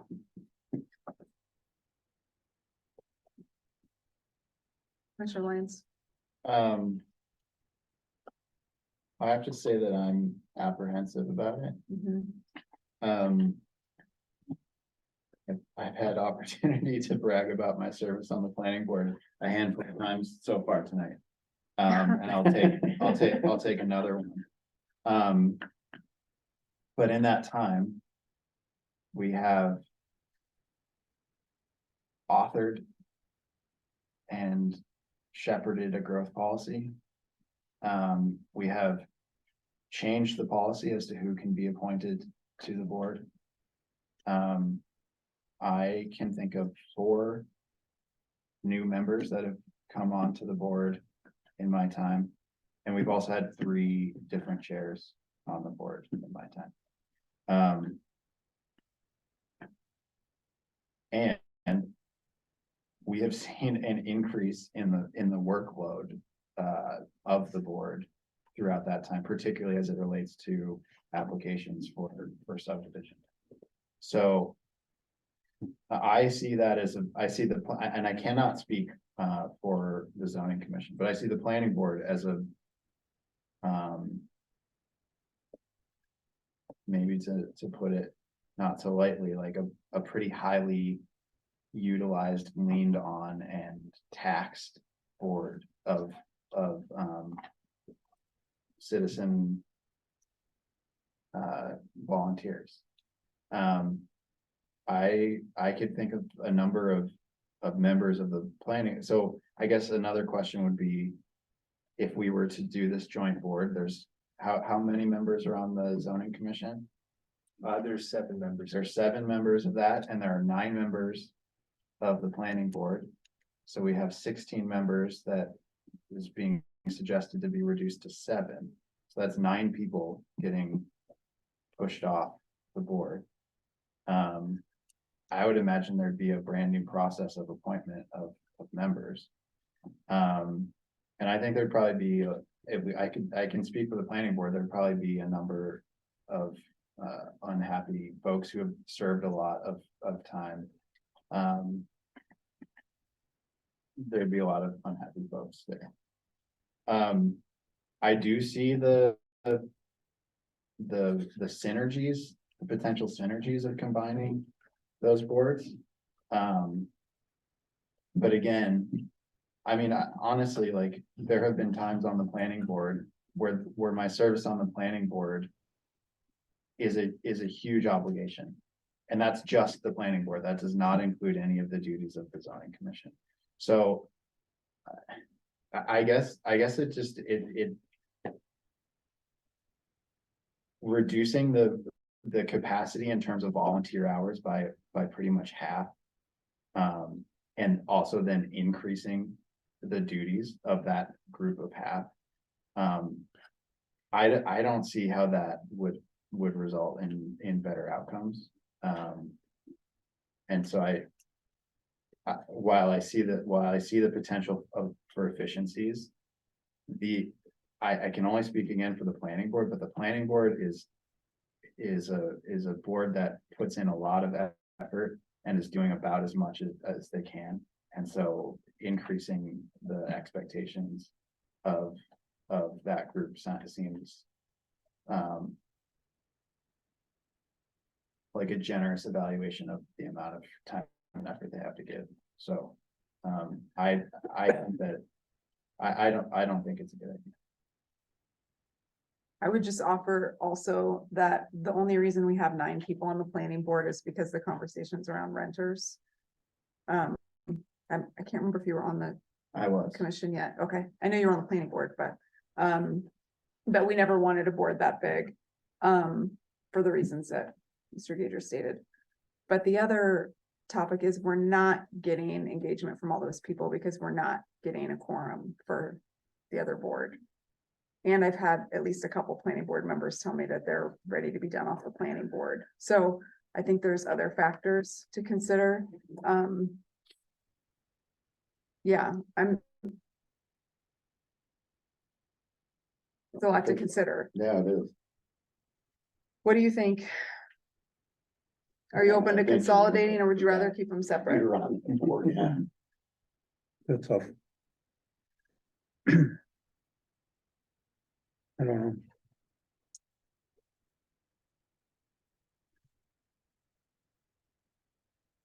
know. Yeah, I saw Commissioner Schwartz hand go up and then we'll talk to him first or give him a chance first and then you can go. With the rewrite of the zoning and all that going. How much work do we envision the zoning commission having to do in the future? With the rewrites, besides variances, right? They don't. They do don't variances. need Board do that. adjustments does variances. Right, yeah. So Right? So, I guess that's what I'm looking at. I mean, how much more? I mean, well, there's minimal right now and we're not getting, we've had how many cancellations due to a lack of quorum right. this year? Like, So we've had 2 at the point where staff was in the room expecting to hold a meeting and we were unable to, and then we postponed at least 2 other meetings. Because we were advised beforehand that we would be unable to achieve a quorum there, so that's 25% of the meetings in the last year. Yeah, really since March, there's been at least 4 meetings that we could point to. More than for- 25%. Yeah. Exactly, and so, I would point out to you folks that, when we spoke about the growth policy implementation, back in February, the plan was to get the planned unit development ordinance to you folks initially in July. And then also to start the gateway overlay zone work as well in the summer. And quite honestly, we were unable to get the planned unit development ordinance to you folks until August. because we had some delays with meetings and the gateway overlay zones. We attempted to hold a meeting last week with the zoning commission to continue that work, and we're unable to get a quorum for that. And again, those were two that were identified in the growth policy as two of the land use priorities.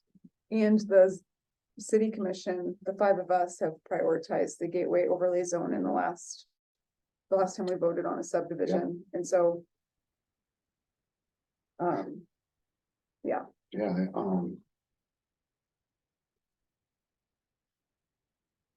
and it has to move through these things will have to move through the zoning commission before it gets to us, like by state law. Yes, zoning text amendments need to move through the zoning commission by state law. And, you know, to answer or kind of address the comments that were brought up earlier about really the volume of work that we anticipate over the coming year. You know, staff has identified several issues with our zoning code that we've debated whether we would just bring them to you folks in a piecemeal manner and update the code that way. And we've really taken the approach that we would like to just take a pause and do a holistic assessment and review of the zoning code and try to get the changes that will make it work with the growth policy and conformance to the growth policy into as few ordinances as possible. And, you know, we don't want to update the zoning code monthly over the next 12 months, but rather just do it once or twice over the next 12 months. So when we get there with that text amendment, it will be a large undertaking, but it will be one large undertaking rather than, you know, 5 or 10 smaller undertakings. So we are going to actively work to manage the workload of a consolidated board if it is the will of the commission. Commissioner Lyons. What will the appointment or filling out of that board look like? What would it look like? No, and that's a great question. We will open up an application period and take applications from the community, current board members and non-board members. But I also would like to point out that as part of this, we do envision additional training for our boards and commissions. And so to really ensure that they're performing at a high level and also acting within, you know, statutory requirements, I think it's important that we get some training. And so if we can go from having, you know, 15 or so members that we have to train and replace and ensure that everyone is properly trained down to a more manageable number, you know, I think we will get, you know, a higher performing board and one that certainly is compliant in land use. One thing that's on my mind is this commission / city has a long history of kicking the can down the road when it comes to big decisions. And so I think these are some really big decisions with land use. And my concern is that if it's not moving forward, you know, I think our community's rightly so has wants us to take action and not keep delaying things. And so I can only think of a couple things bigger than the growth policy, figuratively and literally. And that's my concern, is if we're in a process where we've seen that it's causing delay, like we have an obligation to the people of Livingston to move things forward and not spin the wheels and spend a lot of money on staff time not moving forward. So, I mean, I would be open to trying this just like the other changes and checking in to see if it's working or not. I still want really high public engagement. I share Commissioner Lyons' apprehension with changing for similar reasons, but I also have seen the impacts of it not moving forward, and that's really frustrating. I mean, gateway overlay zone was talked about before you were even on the planning board. It's been going on for so many years. And so to see it delayed now is pretty disappointing. So I'm open to it.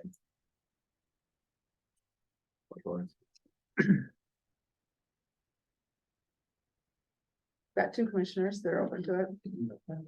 One that's leaning the other way. And Mel's uncertain. Yeah, and it's something we're not married to for the rest of our life, so. I look at the same way. You give it a shot and see. Um,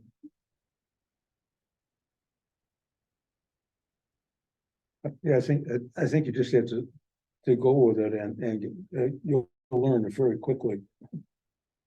Where the hell you stand. So, I mean, that's why, it's not a long-term, we're not signing into a long-term situation, so.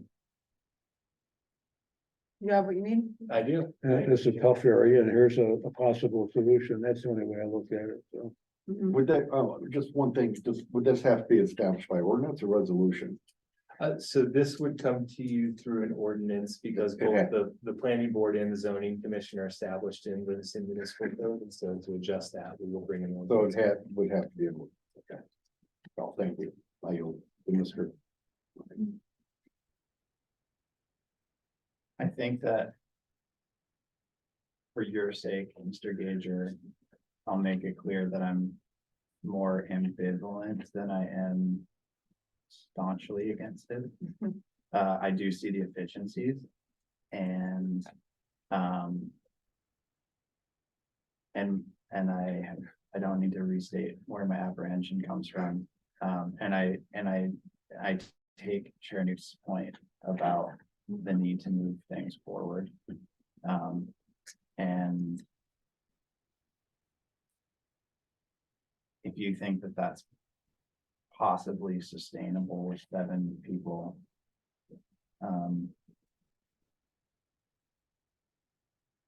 that's a point of information in my ambivalence.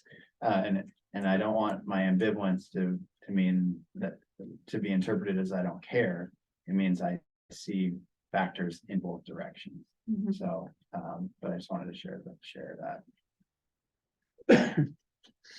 I appreciate that. Thank you. Have what you need? I do. Thank you, commissioners. So I don't have my little cheat sheet for action item C that I usually have with me, so. I'll look to you to correct me if I'm correcting Mr. Gager, but I'm gonna, are you ready? Yep. So I'm gonna make a motion, to move the commission in closed session pursuant to Montana Code annotated 2-3-203 to discuss a matter of individual privacy. Which is to say that we'll be in closed session, which is the commission and Mr. Gager, and, we will come back out of closed session at the end to do city manager and city commissioner comments. Yep, so we'll get to that. Keep it here, Center. That comes, yep. Well, we'll talk in closed session. Yeah. Yeah.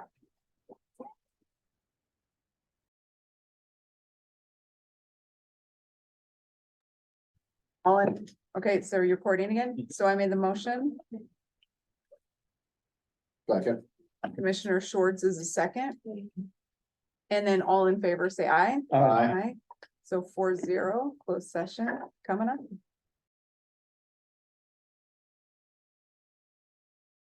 And our recording.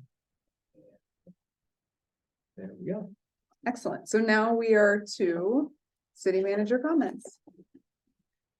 Thank you, Chair Newts, and thank you, commissioners. I do appreciate your help in moving forward the planned unit development ordinance today. I think it's going to be transformational for the city of Livingston and was one of the main policies recommended in the growth policy. So thank you, and I am excited to move affordable housing forward in the city of Livingston. So I yield. Commissioner Lyons. In light of our discussions of boards, there was kind of a theme in the boards that we were covering, which was kind of like the interaction between the built and the natural environment. I think of parks, I think of trees. And that reminded me of a neighborhood bear that we were observing evidence of that bear for a few weeks. And then we finally met the bear. And I'm not gonna say where, because I don't want to freak anybody out.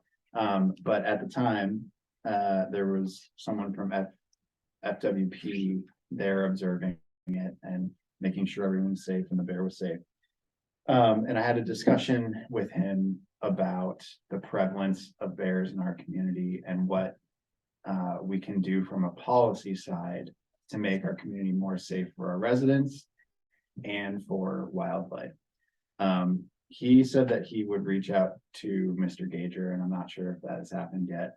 But I just kind of want to put a pin in that there really are policy considerations of how we can safely live in a place that is like part of an ecosystem that has wildlife.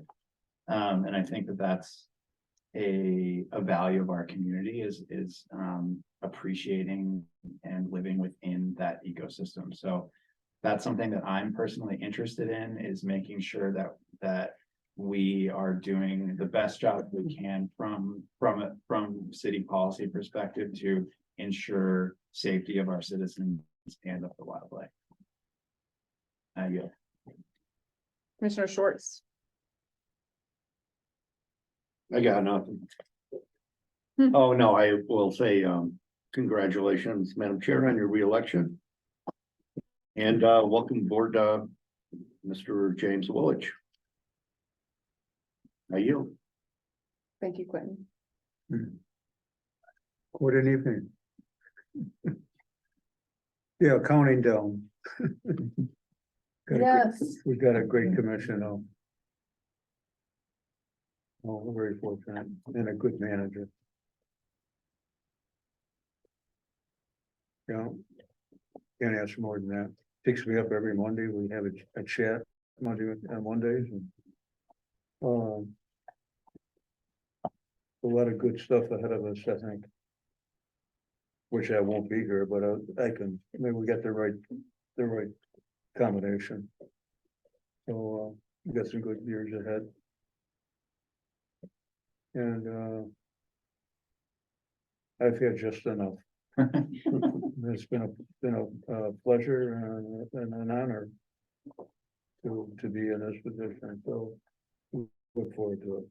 And as you get older, the health becomes a huge issue, so I'm battling some of that at the moment. But, been quite a ride. I yield. Well, Mel, we're not done with you yet. Yeah, We're 3 still more gonna- meetings there. We're still gonna get as much as we can from you. Yeah, I appreciate that. And I think you'll need to see if you can still get meetings. Post commission. Keep Grant accountable. Maybe a commemorative bug. Maybe a mug, maybe put on a mug. And it's been great to see Patricia Graybo take 6 out. Taking us so much of the, Yeah, she's also in support of what's happening. I don't know what that means, but It's good. You must be doing something right. So if the ballot counts are accurate or the final results reflect what we see right now, thank you, Quentin. And thank you, people in Livingston, for giving me another go around to finish what we started. And Tori, yes, I agree with you. I think important part of community resiliency is thinking about wildlife, and I would be happy. Yeah. I would be happy I to forgot to tell you one do thing. those things with you. On my tombstone, Mel Friedman beat Pat Graybo 3 times. It's gonna be right on. Oh, the Mel. front there. Yeah. Did you get that, Sean? Okay, good. For the record, so I That was gonna agree. be one of my anecdotes to tell you. I about. wanna finish what I was saying about bears, though. I agree. I don't know if who you talked to is the same person that I've heard from, but it seems like bear activity is pretty high in A Livingston. lot higher than I'm aware of. Yeah. Well, yeah, and it goes to different neighborhoods and stuff. I mean, Really I had close it one year, you know? And it's on the north, the bears are on the north side, pretty close to the tracks too, so. I would be happy to be part of the conversations and solutions and look forward to hearing what policy suggestions are coming forward. And also, I believe that city staff have taken some initiative because some of these conversations started about a year ago with some bear people and they wanted to be put in touch with staff, and I believe staff has been trying out some bear cans in high bear Especially traffic in areas, but Myers maybe Lane. if you have an update in an upcoming meeting, that could be fun to hear how it's been going and if it's been successful, because I know there were, some of the equipment, isn't like super easy to use, isn't super user friendly, hard for bears, but also hard for automated systems.